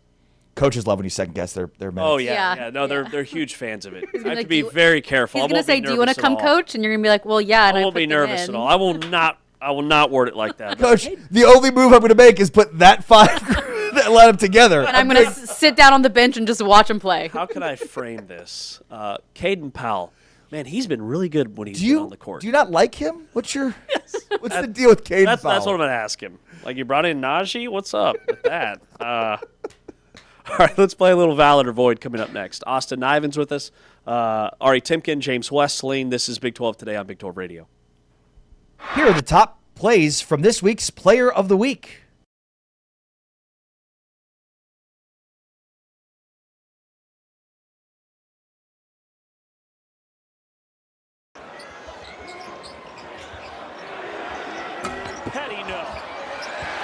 Offensive rebound, Toppin to the cutter. It's Anderson, drops it off the table for a slam. Going against JT Toppin, it's hard to beat him with one. All right, there's the pass. This is target practice for guys like Christian Anderson. His fourth three, a block by Toppin. Tech running and rolling. Watts on the finish. If they're not getting in the paint, they need a ball screen right now. But that is a heck of a block. Hayes. Underneath, Sanders, another block by Toppin. Anderson 1-on-2, this one.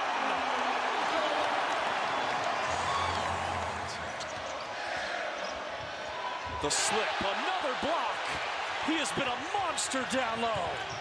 Anderson missed, Tippin is there, trailing on the play.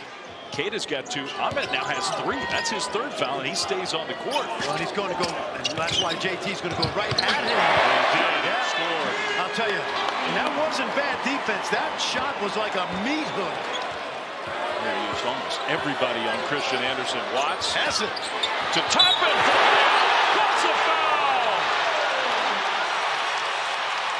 You got to make Watts shoot it over Saunders. Don't give up the easy one. You see, Cada comes over for no reason.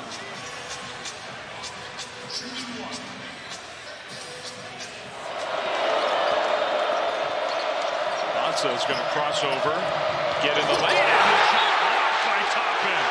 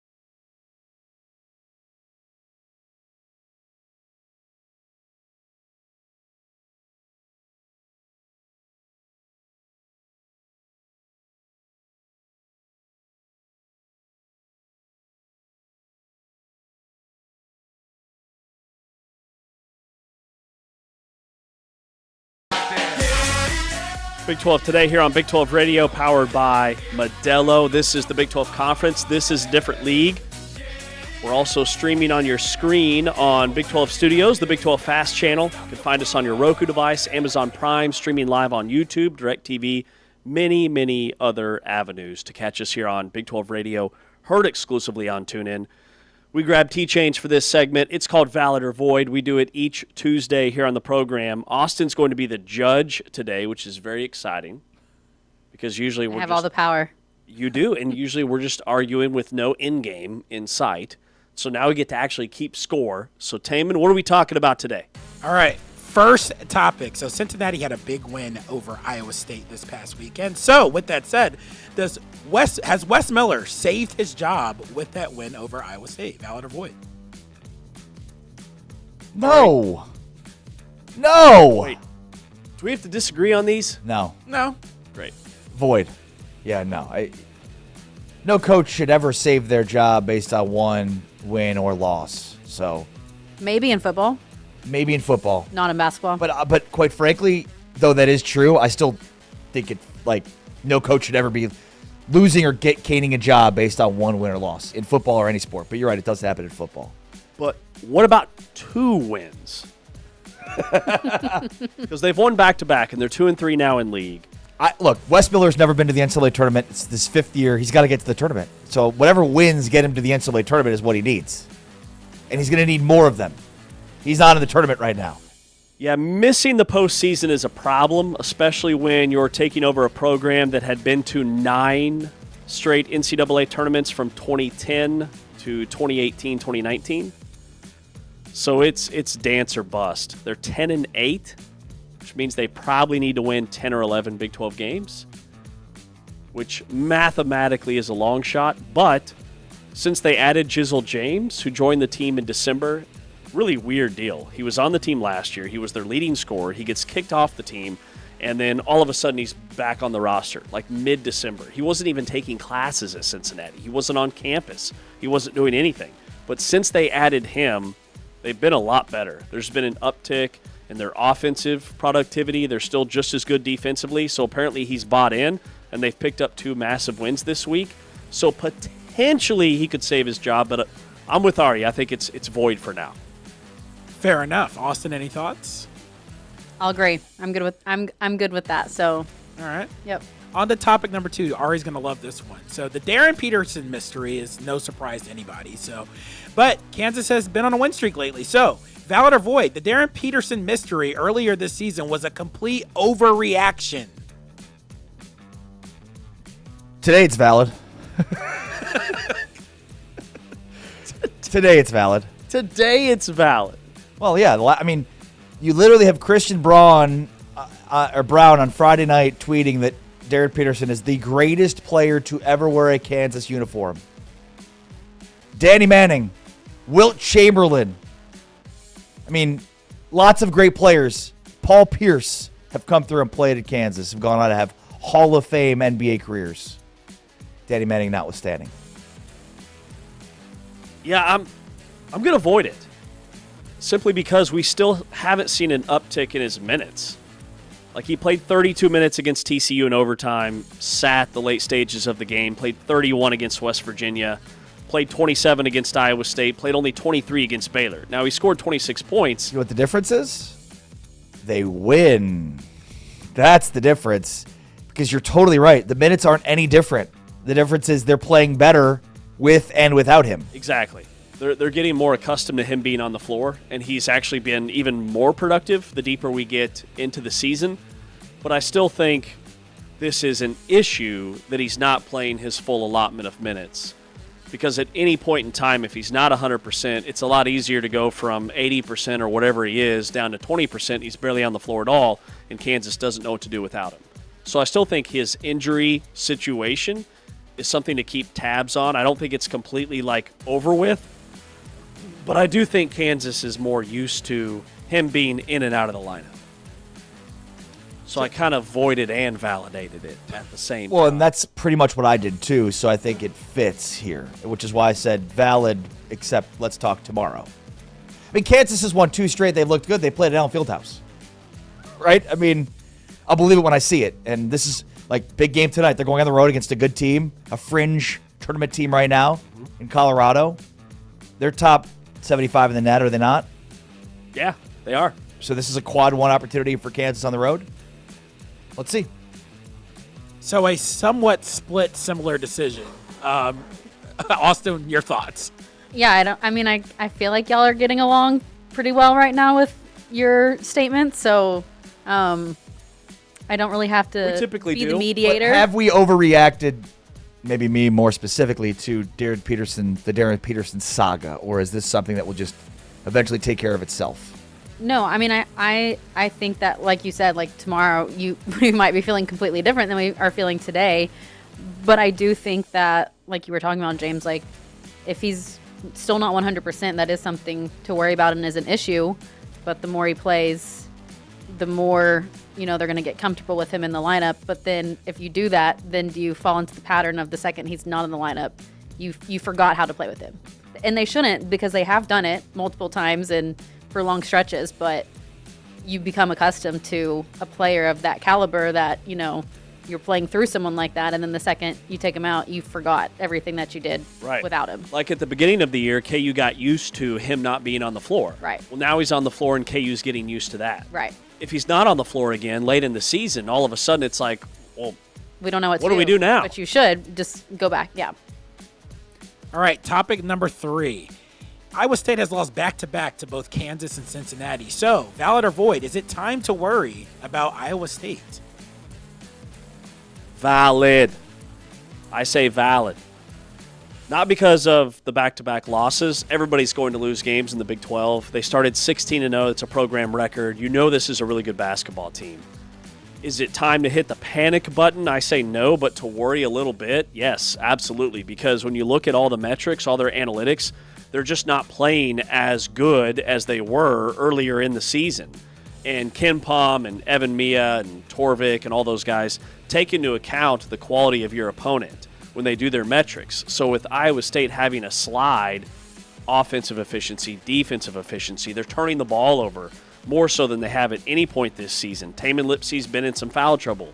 Momcilovic, who was leading the country in made threes and three-point field goal percentage, is starting to miss some shots and come back down to earth a little bit. In Iowa State, it's resulted in back-to-back L's. So I do think there's a little bit of cause for concern because of the way they're playing. Not just the fact that they lost the games, they're just not playing as well as they were earlier. What's with Iowa State this year and having these undefeated starts and then having tremendous slides? Yeah, a couple skids for both, men and women. For And sure. football. And football. Football was 6-0, and then they lost 4 straight. It's bizarre. No, this is. I'm going to void this. James, you're wrong. Okay. Wake me up when they lose a home game. It's hard to win games on the road in the Big 12, unless you're Houston. Pretty much Houston's been the one team that wins everywhere. Or Arizona. Sure, but I'm talking like over the last 2 years. So, in the same way that I'm not going to overreact to Kansas winning 2 straight at home, I'm not going to overreact to Iowa State losing 2 straight on the road. Road wins are tough to get in the Big 12, especially this time of year when there are desperate teams. There's still one winless team in the Big 12. That's Kansas State. These teams are desperate. Cincinnati was desperate at home. So, no, I'm going to avoid this. Wake me up when they lose a home game. Then I'll panic. I'll wake you up when September ends. I was going to say that. Split decision. Austyn, who wins? Oh, I'm with you that I wouldn't worry or panic because of 2 straight losses. When I was in college, we lost 4 straight and made it to the NCAA tournament. But what you were saying, it's how they're playing. Maybe that is a little bit of a concern. And I think it's just an internal thing where you got to go hold each other accountable and see what we need to do and what we need to adjust. But big picture from the outside, I don't know if I would be worried that they lost 2 straight. All right, our final one, guys. So who won that battle? Oh, you made points that I agree with. So I felt like it was kind of hard, but I guess more Ari. Oof. All right, final one, guys. Texas Tech beat BYU this past weekend. So is Texas Tech in the same tier as Arizona and Houston? Have they earned that? Valid or void? Void. No, I mean, no. At this point, nobody's in the same tier as Houston and Arizona. I mean, Houston, for the mere fact that they've just dominated the Big 12 since they started. I mean, they've won 3 of 4 available championships to them in 2 years. 2 regular season titles, 1 of 2 conference tournament titles. And then Arizona, what they're doing right now is incredible. So, yeah, nobody's in that same level right now as Houston and Arizona. Yeah, I avoid this one as well for a lot of the same reasons, and more so out of respect for Arizona and Houston and what they've done this season. But the undecided version of me says Texas Tech hasn't played these teams yet, except Houston, and they lost by 4. Texas Tech's playing really good basketball. I think they're really close, but like Arizona and Houston, one of those 2 teams is going to win the whole thing. I strongly believe that. So Texas Tech could still be a Final Four, Elite 8 type team. I believe they're that good, but to say that they're in the same tier would be disrespectful to Arizona and Houston and what they've done. Yep, I agree with both of you guys. They're in a league of their own, and there's a tier right there below it, but yeah, Houston and Arizona up on top by themselves right now, and probably 2 Final Four teams. Totally. And like that second tier is really close, but like Arizona and Houston are next level. All right, Taman, great stuff. Coming up next, our transfer portal tracker, the Kansas Jayhawks, their biggest offseason additions, who's back next season for KU, and then we'll talk with Michael Swain, the Kansas beat writer for KU, covers the Hawks for their 24/7 Sports affiliate. Austyn, are you with us the rest of the way?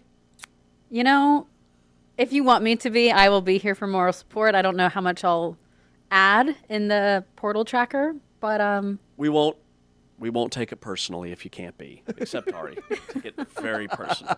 That's Austyn Iven with us here on Big 12 Today on Big 12 Radio. He's Ari. I'm James. You're listening to us exclusively on TuneIn. Here are the top plays from this week's Newcomer of the Week.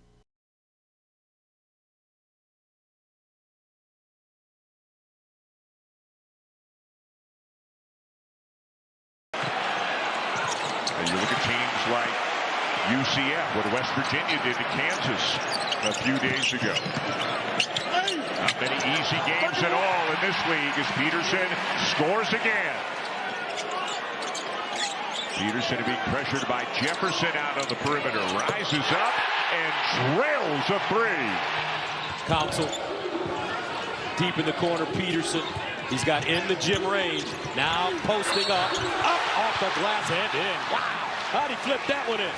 Right there, really good. Got into his chest.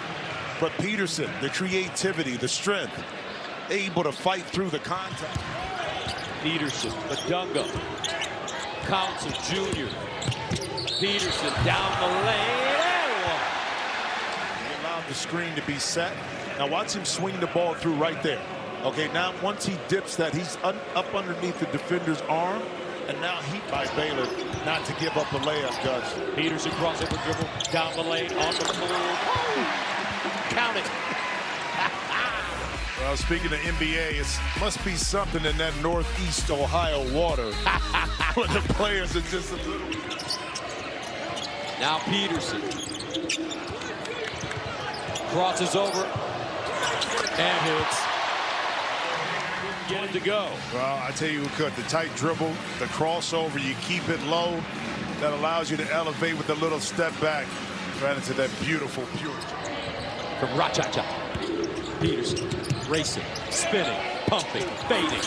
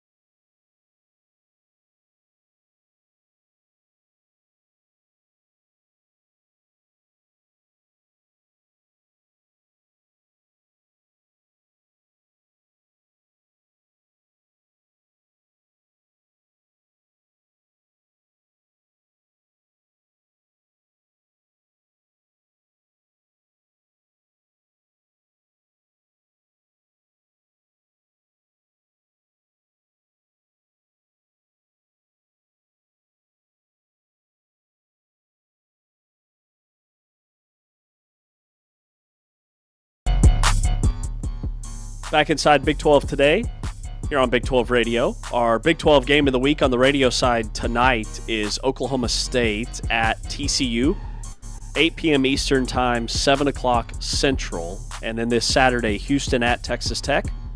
That game is at 6:30 Eastern, 5:30 Central Time. This is the Big 12 Conference. This is a different league. I mean, you got that beat bumping, and you're just reading games out. Like, come on, sit down, be humble, James. Come on.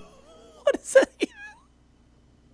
So I need to acknowledge the beat, is what you're saying. Sit down. Always critiquing. Be humble. Always critiquing. My broadcasting talent coach right here. Actually, I love it. Special thanks to Austyn Iven, who joined us.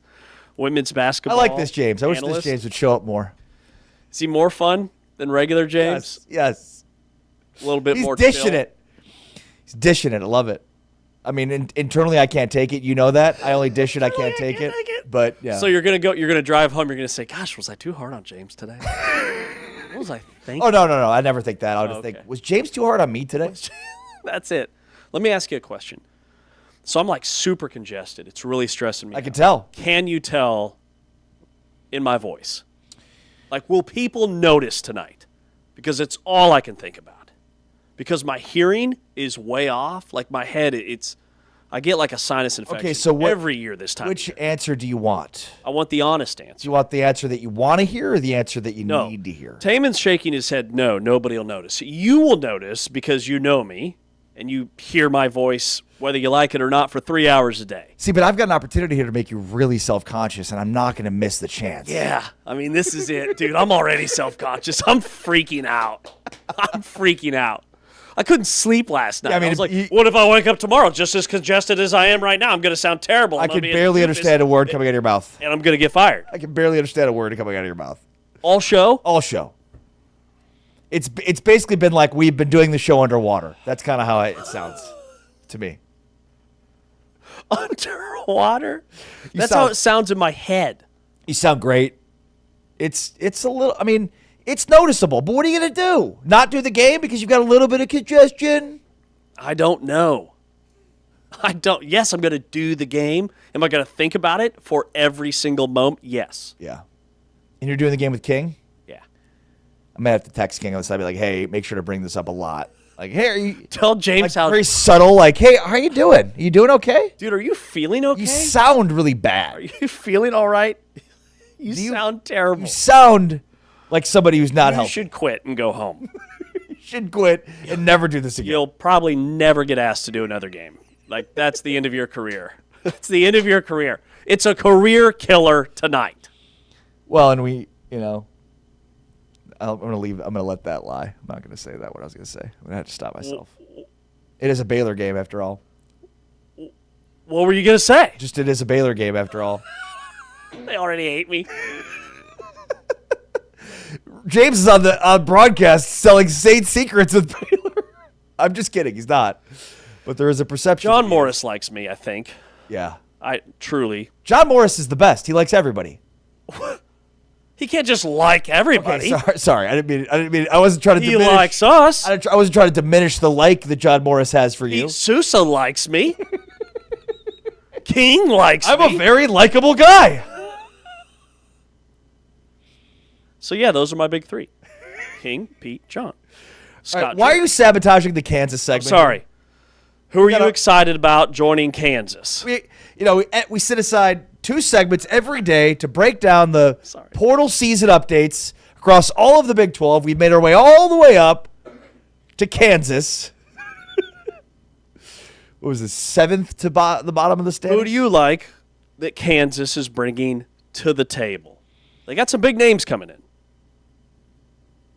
Well, the most exciting offseason addition to Kansas is not going to play a snap for the Jayhawks this year. And that would be Andy Kotelnicki, the offensive coordinator who fled, went to Penn State, and now returns. Kansas has not been nearly as good without him. They were at their best under Lance Leipold with Andy Kotelnicki calling plays and Jason being a quarterback. We have not seen them get back to that level since Kotelnicki left. So that's a huge addition. I think it's also important to note with Kansas next season is I don't know that it will be as difficult of a season for them as 2 years ago when they were completely out of the stadium, but they are in the middle of phase 2 of the new stadium project, which is going to hamper the total attendance. So this is the reason they're playing a game in London next year against Arizona State. Oh, okay. Their home capacity is going to be limited. It's going to not be a great home environment because they're going to be finishing up, putting the finishing touches, if you will, on the rest of the stadium throughout the rest of the next season. How limited? I mean, are we talking 20,000, 30,000? Not to put you on the spot. I'm just curious. So I'd be curious to see the numbers, but basically it's like 1/3 of the stadium. So if the capacity is over 65, 2/3 of the stadium is under construction. No, the opposite. Opposite. Okay, so it'll still be a 40,000. Yeah. I mean, Nippert Stadium in Cincinnati holds 38. Bill Snyder's like barely at 50. So it'll be. It's not like they'll be playing in front of a high school audience. Right. Two of the biggest offseason additions, portal additions, certainly one of the most high-profile ones would be the addition of Dylan Edwards. Edwards is on a little Big 12 tour. Started at Colorado, went to K-State. Now he's going to Kansas. He's from Derby, Kansas, and famously played 7-on-7 and 11-on-11, or 7-on-7 with Avery Johnson. So he takes over now in the backfield for Kansas. But Kansas has had a lot at the running back position. Yassine Willis from Syracuse, physical runner, had a lot of production at Syracuse, and then Jalen Dupree from Colorado State, another proven powerful back. So they've got kind of the thunder and lightning thing going with both Dupree and Willis, and then Dylan Edwards. And then what is maybe most interesting, and we teased this yesterday, is Chase Jenkins comes in at quarterback. He is a transfer from Rice. This is a legit dual threat quarterback that seems to fit perfectly within the Andy Kotelnicki offense. As he threw for 1,000 yards last year and also ran for 500 yards. Big-time dual threat quarterback, and he will battle it out with Isaiah Marshall and Cole Ballard. Marshall is much more similar, more of a dual threat, was a high 3-star coming out of Michigan a few years ago. I would imagine if he doesn't win the job, he's going to be on his way out, Isaiah Marshall. That's having no information about it, but this will be his 3rd year without even sniffing the starting rotation. I'd imagine he'd want to get a crack to be the starter. And as a Kansas fan, I'd like to see him get that crack too, but obviously, want to see him win the job and not just be handed it to him. And then Cole Ballard doesn't really fit the mold as much, but has produced and has played. So we'll see what it looks like with the quarterback and running back. They also added Nick McMillan from Buffalo, his first-team All-MAC last year, with nearly 1,000 yards in 2025. And then they added a ton on their offensive line. Yes. Connor Stroh comes in from Texas. Nick Morrow from Cal. Casey Carpenter transfers over from Oklahoma State. And then Trezell Jenkins from Wayne State. Morrow, by the way, 6'8", 315-pound transfer from Cal. I like what they've done. Similar to, I would say, UCF's path, who we touched on yesterday. Maybe even West Virginia, in that they bring in a lot of guys with a ton of experience that were very productive in lesser leagues, for the most part. They've got the offensive lineman from Texas. They've got the offensive lineman that was at Oklahoma State, was arguably their best offensive lineman last year in Casey Carpenter. But Iman Smalls, the defensive tackle from UAB, very under the radar. Like, I remember him because I had multiple coaches in the American tell me he was the best defensive lineman in the league, but UAB had the worst defense maybe in all of college football. Trent Dilfer gets fired mid-year. They had that late-season stabbing in the locker room like they were a mess. But Smalls was a dude for them. 300 pounds plus, had over 50 tackles. He's big time. And then Chase Jenkins, if he is the guy, he could shine in Andy Kotelnicki's offense. Nothing on paper is going to blow you away. Like 1,200 yards, 9 touchdowns, 500 rushing yards.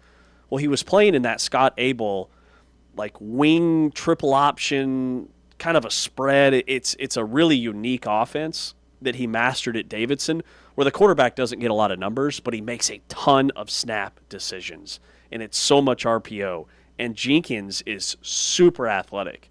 He was like an all-state quarterback 1 year in high school, and then he moved to receiver and was an all-state receiver. He's just like kind of a Keyshawn Henderson in that he can do so many things with his athletic ability, and he's really bright. Like, if he's the guy at Kansas, that Could be really exciting. Well, it sounds a little bit like the Jalen Daniels, Jason Bean dynamic where maybe Isaiah Marshall's the starter, but they figure out ways to get Jenkins snaps.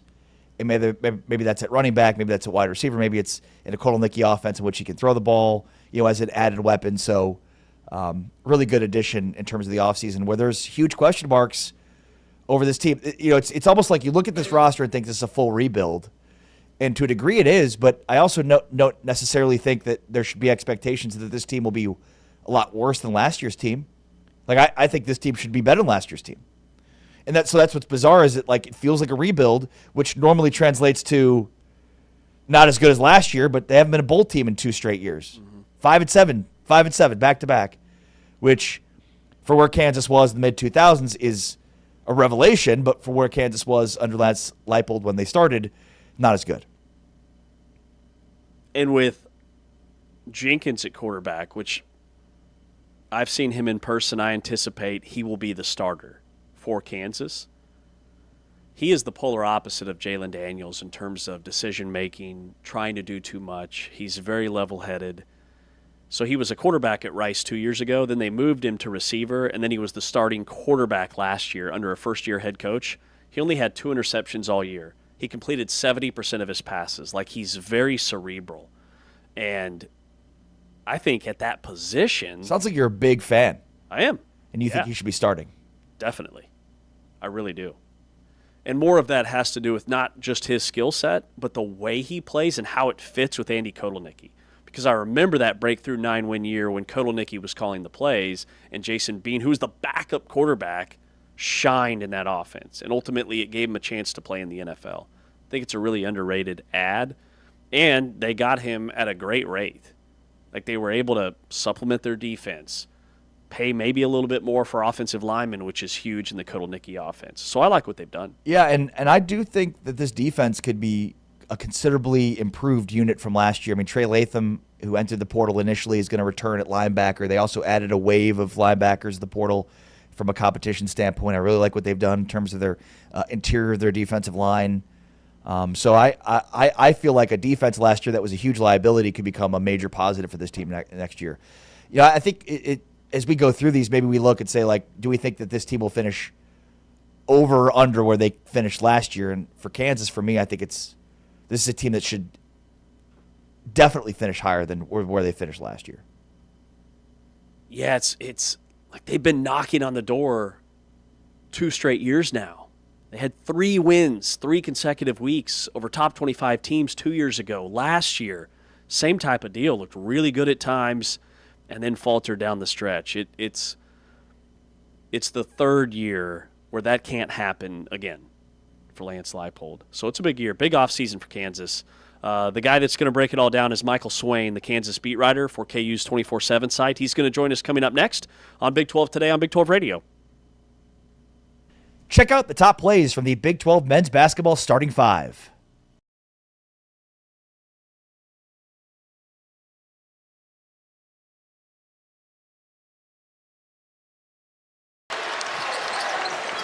Bradley quickly into the opposing paint, and he hits his first shot. Bradley with the finger roll. When they move the ball, they are getting good shots against a top 5 defense in the country. Bradley, step back jumper, he hits. Yep, I agree 100%. And Pig Johnson's got to continue to play smart, no turnovers and no forced shots either. They take it on Jop, and Jaden Bradley able to rattle it through. He gets into double figures now to go along with double-digit rebounds. I trust Bradley, too. Bradley fades. Bradley, he hits. This team is legit. Here's Bradley, 3rd year with the Wildcats, and he goes off the window to open their score. He still can't find the bottom of the bucket. Stillwell scoreless in this game. Bradley, yes sir, off the window. Showing us why he's one of the most dynamic point guards in the country. End-to-end speed. You better stop him, because if you don't, you'll get a bucket. So that's what refusing it means. Yes. Don't use it, but refuse it. And Bradley Off the inbounds, rattles one home. He has 8. That one blocked away. And it's a foot race the other way. Bradley gets the and one with the foul on Cambridge. Well, Rich, good defense leads to easy offense. Jaden Bradley, full speed, and one.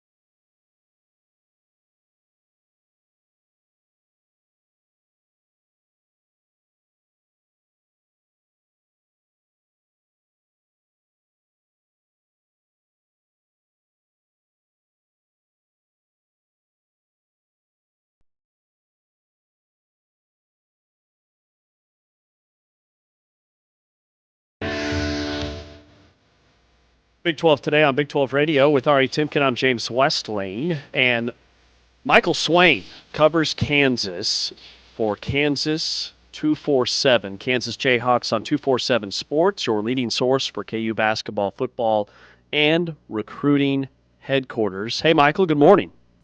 Good morning, guys. Well, we brought you on as part of our transfer portal tracker series for Kansas football. But then Bill Self, come to find out, won't be coaching, won't be on the sidelines tonight for Kansas basketball. So before we ask you about the football stuff, anything you can add there in terms of breaking news or who the coach might be tonight for Kansas or what's going on? Yeah, so, for context, Bill Self was taken to the hospital on Monday afternoon. KU basketball left to go. Obviously, they have to travel to go play Colorado, so they left also Monday afternoon. Self taken to the hospital for IVs. He was not feeling well. There is some dispatch audio where the dispatcher mentions chest pains. KU saying he felt under the weather, so went to go get IVs at the hospital. KU obviously going to play tonight, 10 p.m. Central tip. We don't know who's going to be the quote unquote head coach tonight. That was going to be decided at a meeting kind of between all the coaches late last night. And it was one of those where, they're going to talk about it and they got options because you can go to Jeremy Case, who's technically the associate head coach.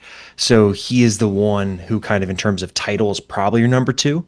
But then you've also got, Jacques Vaughn on the bench who has NBA head coaching experience.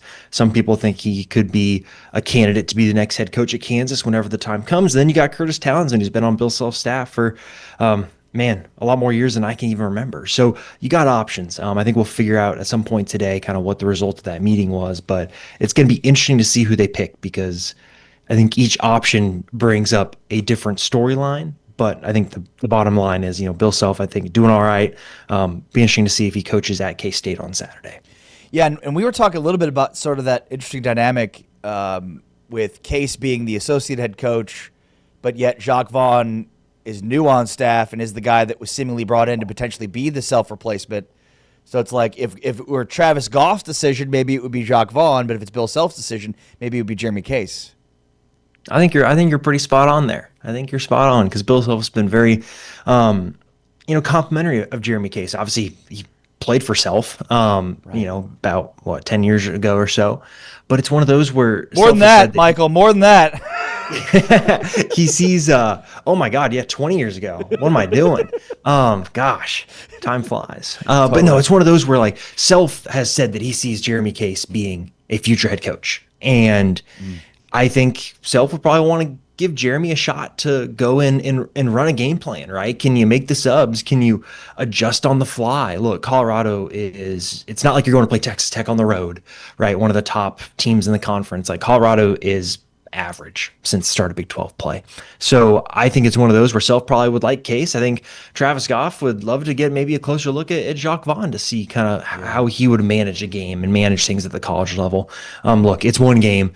I think myself, fans, everyone will make way too much of whatever happens in the one game, depending on who is chosen as the head coach for today. But it's going to make for an interesting, I think, announcement at some point today before the game. Michael, what's your reaction or the Kansas fans' reaction to a guy that was supposed to be the number 1 lead back for Kansas State last season, now a Jayhawk with Dylan Edwards headed to Lawrence? Yeah, I think there's a mixed reaction. I think if you want to go on the positive side of things, right, I think some KU fans love the idea of the fact that one of the best players at K-State, a guy who, K-State coaches, reporters, fans, right, spoke up when he transferred to Manhattan, right, in 2024. All of a sudden, that player being at KU now and seeing the reversion of some of that to, oh, he stinks, oh, he wasn't good. It's like, all right, like I think we can be consistent here. Dylan Edwards is a good player. Got hurt, wanted a change of scenery. New coaching staff, right? Colin Klein at K-State, he probably would have had a little bit of say in if Dylan Edwards would have been welcome back. So I think you see maybe a little bit of a mixed reaction where I think for KU fans, you see the talent, you see that he is someone that brings something that KU does not have in the running backs room in terms of just top end speed, the ability to make plays out of the backfield as receiver. Like he checks a lot of boxes for KU and stuff that they really needed in a kind of another running back in this class. But then on the other hand, right, you can look and say that, hey man, like it didn't go well, this past season at K-State. Is that a reflection of the situation at K-State where the start of the season went so poorly? Or is it a reflection of Edwards in his own headspace? It's hard to say. And so I think you look at this from a KU perspective, you're adding an incredibly talented player. You're betting on your culture, right? KU has shirts that they wear during every workout, we over me. And I think that's going to be something Edwards is going to have to buy into. If he does, man, I love this addition. I think it's going to be something that can really elevate this offense with a new quarterback, right? It's either going to be Cole Ballard, Isaiah Marshall, Chase Jenkins. Neither of them have started a game for Kansas in the past 12 months because of Jalen Daniels. So it's one of those situations where you're going to have a new quarterback, you're going to need talent around him, and you're adding Dylan Edwards, one of the more talented running backs in the Big 12. So from that perspective, right, I think you got to love the addition for KU. Can you handicap the quarterback battle for me, Michael? Oh, I'm not touching that. No way. Look, it is going to be really interesting because I think you can look at the position and look at the three quarterbacks and say they're all different, right? Cole Ballard, I think, is going to be seen as more of your game manager. And that's not even meant negatively. Like Brock Purdy at Iowa State was a game manager. It's turned out pretty well for him. But I think Cole Ballard's your guy that knows the offense, not a dynamic athlete, but can offer you some physical presence as a runner. Decent arm. And so that's kind of his profile. You look at Isaiah Marshall, who was quite literally the best athlete in the quote unquote mids category at Kansas this past season, right? Incredible vertical, incredible 40 speed. Like he showed it on the field how fast he is. Well, he gives you some of that game breaking ability at the quarterback position. The question is, can he be a consistent passer? And then in the middle of those two, you get Chase Jenkins, who started at Rice this past year and knows how to run an option offense because Rice kind of ran the inverted veer, kind of veer and shoot stuff that, you see a little bit in college football where it's a little bit option oriented, a lot of screens. So he has experience. And is he as good of an athlete as Isaiah? I wouldn't put him in that category, but he is a good athlete.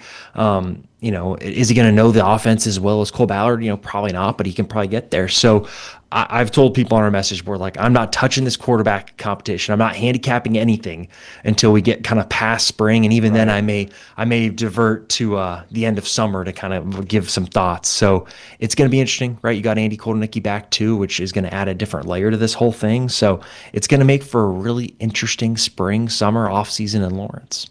This is Michael Swain joining us, the Kansas beat writer for Kansas 24/7. 247 here on Big 12 Today on Big 12 Radio. Fog.net. Fog.net. Thank you. Kansas defense, they'll have a new look linebacking core for 2026. What can you tell us about that side of the ball and some guys that you're excited about for next year? Yeah, man. Well, it was one of the situations where you looked at one point, I think maybe you looked January 2nd, the day the portal opened, or maybe the 3rd. KU had one returning linebacker from this past season. And it's a room where typically KU has kind of 8 guys. And to have one guy returning at that point in time, which is Malachi Curvey, a redshirt freshman, a lot has happened. So KU was able to get Trey Lathan to return. At one point, Trey Lathan had announced that he intended to enter the transfer portal. Obviously, he never did and is returning. That is the first big domino because I think he was arguably KU's most consistent player on defense last year. And then you get to kind of the additions, and it's a lot of guys who have been at Power 4 stops. You get guys like, for me, Davian Crouch is probably the best one you've seen KU get so far from Boston College. He was injured last year, but you go back to the 2024 season, starter, played at a really consistent level, kind of versatile player where he has some good coverage numbers, but was also used as a little bit of a pass rusher off the edge.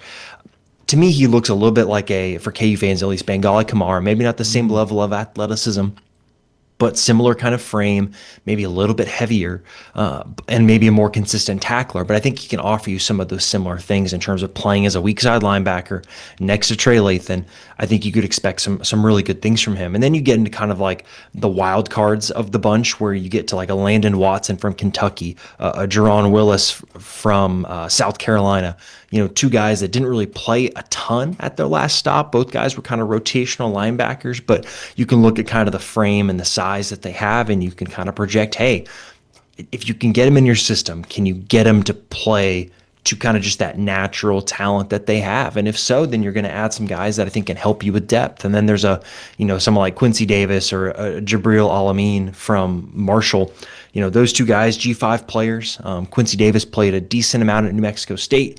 A really sure tackler, not a guy you really want to see play in space a bunch, where I think Alameen's kind of the opposite. 6'3", really fast. I was watching Marshall's game against Georgia this past weekend, and Alameen flashed athleticism-wise. Like, he was able to keep pace with Georgia's skill position players, so you feel good about that. So, look, with this room, you look at it and say, you got Trey Lathan, and I think you got Davian Crouch. Those are your 2 kind of starters. Then it's a question of, hey, how does that room develop and what sort of skill sets can you put on the field at the same time? Because I think KU as a defense is going to try and be a lot more versatile this year, where last year, due to the depth at linebacker, KU really just kind of played 2 guys, and that's really all they could do, where I think this year you're going to try and see him be a little bit more versatile.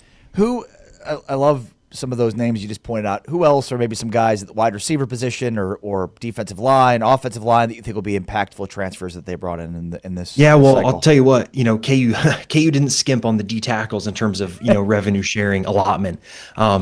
KU went and got Trayvon McAlpine from Tulane, who was the nose guard at Tulane this past year. KU's going to try and do some more kind of 3-down stuff with DK McDonald. And nose tackle, right, is I think one of the most important positions in that scheme. And to go and get the guy from Tulane, obviously played in the college football playoff. You can turn on the tape, watch him play against Ole Miss twice. I think he's going to be a really big addition. You look at getting someone like Iven Smalls from UAB, incredible production, right, for a defensive tackle. A guy that I think you look at the size profile for him, and he can offer you a lot in terms of just physical strength on the inside. So those are 2 D tackles I really like. Wide receiver is really interesting because KU has a very, very young room. I think it's 6 guys, actually technically 7 with Tate Nagy, will be in their first or second year at the program. So you're going to ask some of those younger guys to step up. But then KU also went in the portal and got Nick McMillan from Buffalo, who was the leading receiver in the MAC this past year. That's a huge addition for KU to get a weapon like that on the outside who has, proven production. That's a big time addition. Again, having a quarterback who's going to be new, who is going to be in their first year starting consistently in the Big 12 level. Like, you need skill position players around him. And I think McMillan, combined with the Cam Pickett return, and gives KU a good starting point, right? You're going to need some development there of some of your younger players, but I think you can like kind of that starting point. So those are some of the ones. I think you look at the defensive backfield, right? Safety was another position like linebacker that really needed to be retooled. KU goes and gets Corey Gordon from Louisville, who also played at Baylor. PFF wise, right, grades out really well. You watch him play. You can play kind of your field safety, if you will, which KU needed.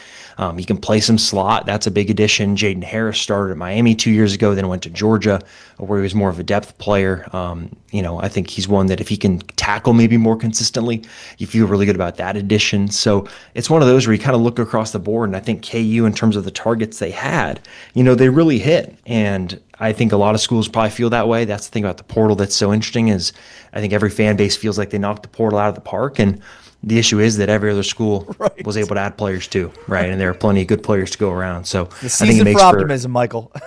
Yeah, well, exactly, right. It's one of those things where I can give you 10 reasons why I'm optimistic about it, and then I can go look around the Big 12 and give you 10 reasons why I'm pessimistic. It's just kind of how it works. Totally. Off-season optimism is mandatory. That's a Modelo fan rule. Michael Swain, awesome stuff, man. We appreciate your time. Thanks for the insight, and we'll have you on again soon. Awesome. Thanks, guys, for having me on. Appreciate it. Thanks, Michael. Michael Swain, Kansas beat writer for Kansas's 24/7 site, which is Phog.net. Phog, Phog. .net. What do you think? There's confusion? It's a Big 12 audience. They know what Phog means. Phog.net. Good stuff from Michael Swain. We'll wrap up the show coming up next. He's Ari. I'm James. This is Big 12 Radio.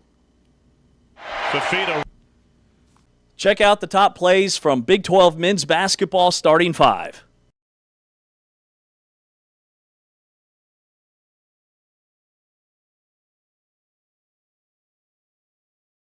Bottom 80 in the nation in makes. That is a problem right now. And you had Harris shoot it, who they want to shoot that. Great block by Miller. But Miller can. He's just not been able to knock him down today. That's the first possession of the game. Turnovers. 15 points off turnovers. One transfer in the team. He really gives them something. He's playing with that aggression right now. His teammates have to meet it. Bob Miller from the rafters. Bench, are you mentally locked into the game? Absolutely. Okay, you know what they're going to do against this pressure. Baba catches in the high post. I'm going to get in the short corner. You're going to dive that. Southpaw Johnson, an awkward-looking shot. A quick possession for Colorado, who hasn't scored in 2.5 minutes. The alley-oop to Miller. Dede Thomas delivers the assist. Miller's putting on a good finish by Baba. We're going to full line change. We're going 5 wide here for Cincinnati. Look at Dak just pushed off the block by Miller. Oh, and Miller sends it packing as the shot clock expires. This is an interesting role reversal, too, and offensively. When you have a recent vintage, they've been very good moving the ball, player movement. Great block by Miller here. Next whistle for both teams will be in the bonus. The lob inside. Jizzle James connects with Baba Miller. It's an illustration of a team Simple ball screen up top, back. There's not even a screen. Jump, scoring, rebounding, and then you lose him. They were building a lot around him, and then he got hurt at the end of October. Celestine rips it away into the pocket of Jizzle. Baba Miller and one. By Jizzle James. I'm not sure what happened to Dak. He just lost his footing. I thought he was going to make this hard, but he just slipped. And then Baba. And this guy's got a 7-plus foot wingspan, 6'11". He's got great hands, great understanding, good touch. If he can consistently.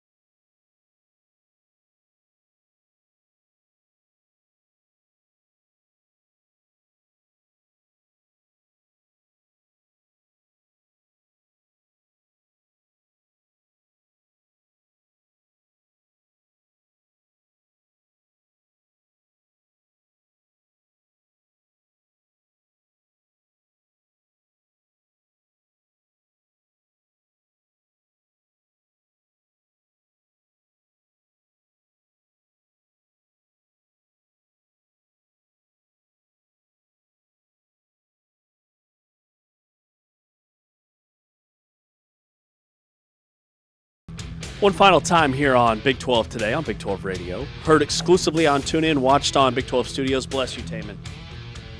He's Ari Timken. I'm James Westling. We had Michael Swain from thefog.net. Is it The Fog or just Fog? Just Fog. Net? Yeah. It's not like The Facebook? Yeah, he's not The Forrest Allen. He's The Fog Forrest Allen. Got it. Yeah. So fog.net, Kansas beat writer for Kansas's 24/7 site. He joined us. This is a joke? No, is this all a joke to you? This is a serious segment. It's a serious Clearly. segment and a serious show. Okay. We are serious people here. Yes. Doing a very serious show. We had Austyn Iven on, Big 12 women's basketball analyst, played at Oklahoma State. And then the first hour we talked with Tobe Awaka, the Arizona Wildcats power forward. If you missed any of those conversations, we podcast on Apple Podcasts, Spotify, TuneIn, On Demand. It is the final whistle. I did something big yesterday. Yeah, you teased earlier in the show that I was going to be super proud of you, that we should erect a statue of you, I believe was the exact verbiage you said. Feeling pretty good today. I'm feeling it. Okay. We cleaned out the garage. Yeah. Wow. It's a pretty big deal. See, my nagging eventually gets stuff Pretty done. big deal. Had you seen our garage? No, but you've described it on the show as one that was not really usable. Straight up hoarder house. Can't even see the concrete floor. And by the way, a good percentage of the people that I know basically operate their garage in the same capacity. Oh, good. As extra storage. Okay, yeah. I'm one that I use my garage for my cars. Okay. Call me old-fashioned. I like some sort of insulation for my cars. We have that now. Took us well over 3 hours. So I'm assuming everything in your garage that was taking up space was very needed and necessary, and none of it could be thrown out. And Totally. Yeah, just needed to be reorganized a little bit. Just rehomed. No, this is the best part. So, number one, shout out to Designs for Sport, Fuel for those in a different league, because that creatine came in handy. Felt like the Incredible Hulk in that garage. I mean, I'm lifting rocks, 100 pounds. Got this giant stone like it was nothing. Look at you. Superhuman strength. Yeah. Superhuman. I believe it. If you would have said the rock was 575 pounds, I'd be like, yep, I believe it. You picked it up. And then I moved our cars chiseled. with my bare hands to place them in the garage. Why were there such heavy rocks in the garage? We've got this big stone, has my last name on it, our last name, a little Power Cat logo, and it's too heavy to move by myself. So needed a little bit of help. It just kind of been chilling in the garage. But So it's like one of those you should have on your front the yard, lawn, yeah. but it's hideous because it's got the Power Cat on it. So why would you ever want to put that outside your house? First of all, it's awesome. And that's it. That's it. It's just awesome. No, it's so awesome it was in your garage. All right. You ever do bulk pickup? Bulk trash. Bulk pickup is what I've heard it called. Got it. So what? This is just like a... Maybe this is just a Richardson thing. I had never heard of it until I moved into this neighborhood. Apparently, you can just pile up junk. Like there's all these junk removal companies. Well, the city of Richardson, I'm sure we pay for it some way, some form. They'll do it for free. Yeah, no, it's the city of Dallas. Yeah. Every month. Yeah. Every Yeah. month? Yeah.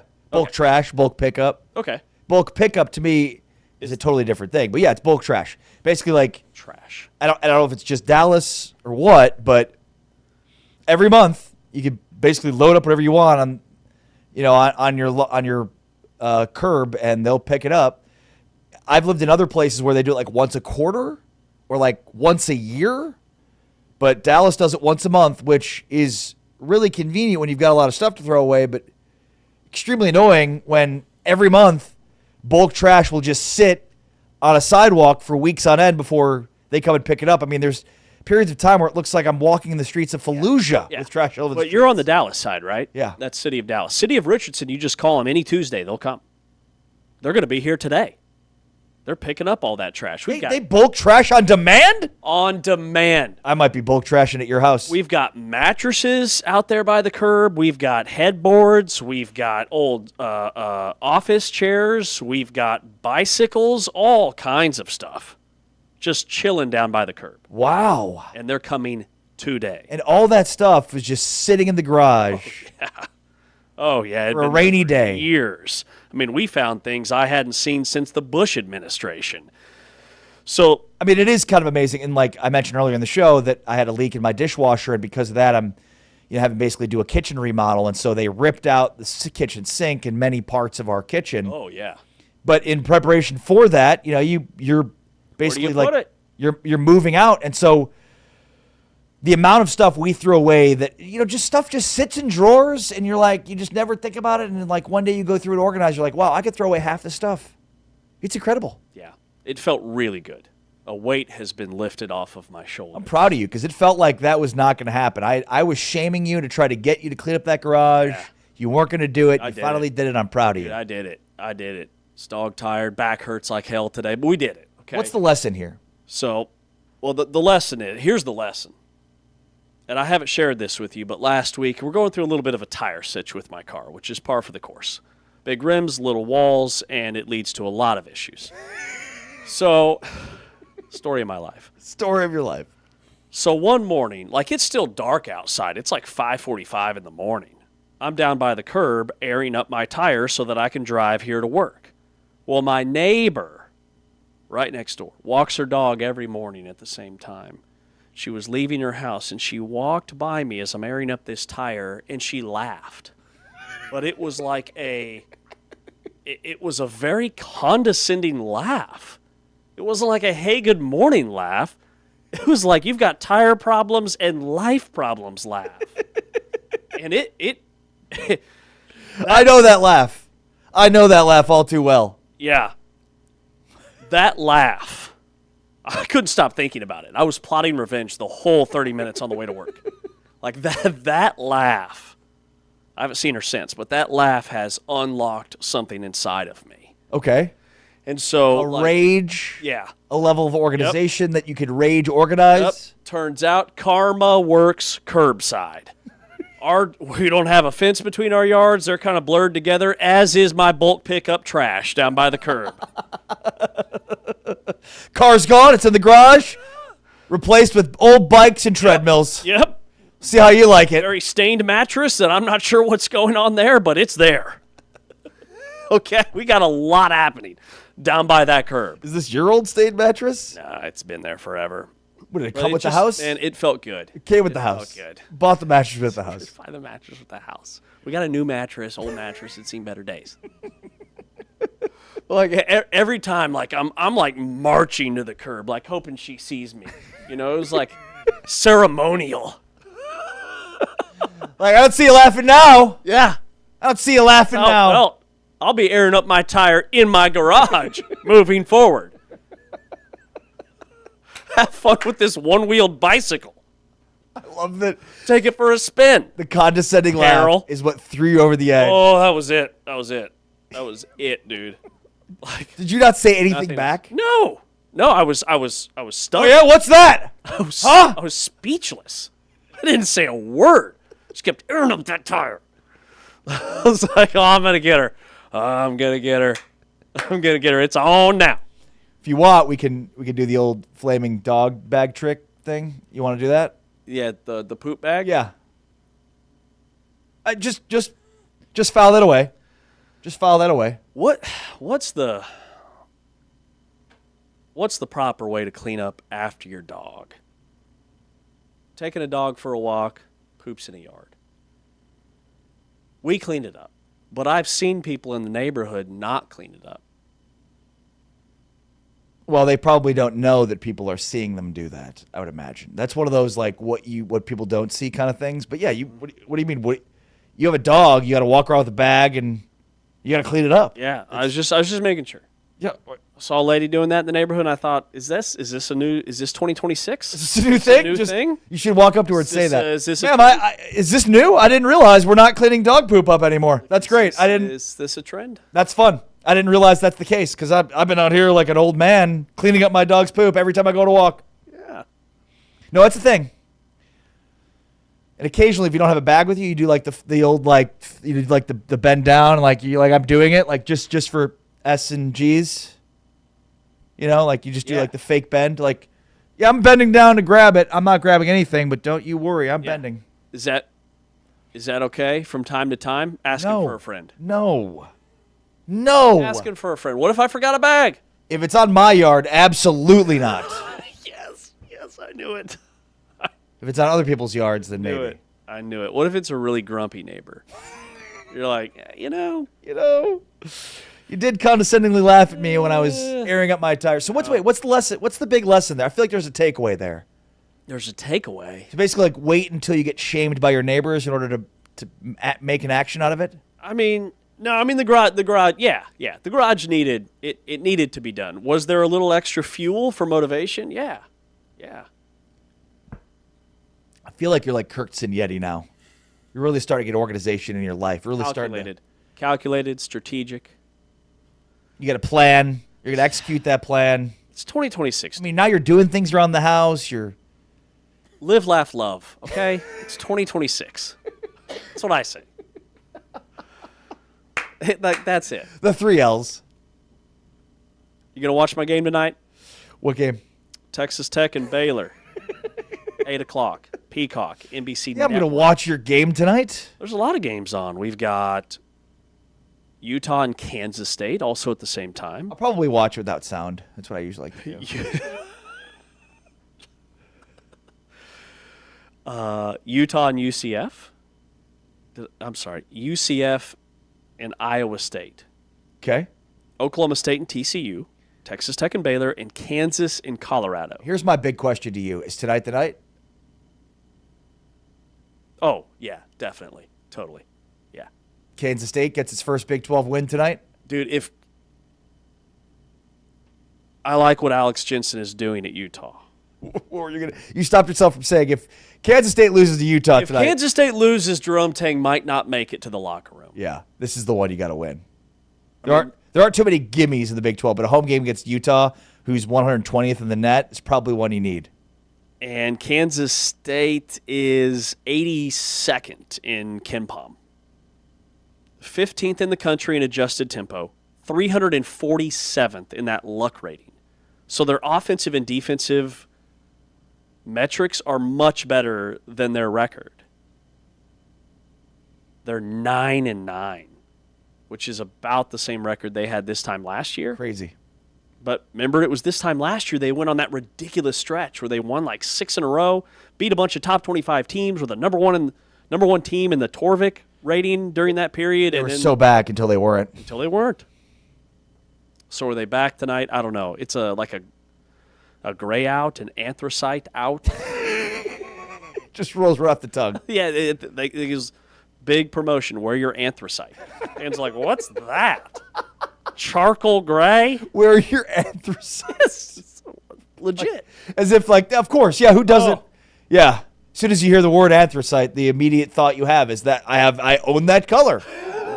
I have so much anthracite clothing, I don't know what to do with it. Yes. That's what's happening tonight in Bramlage Coliseum. All right, enjoy the basketball games tonight. We'll be back tomorrow. He's Ari Timken. I'm James Westling. Special thanks to T-Chains, Taman Turner, our producer on the audio side, Anthony Smith on the video side. You've been listening to us on TuneIn, watching us on Big 12 Studios. This is the Big 12 Conference. This is a different league. We're out of here. Peace.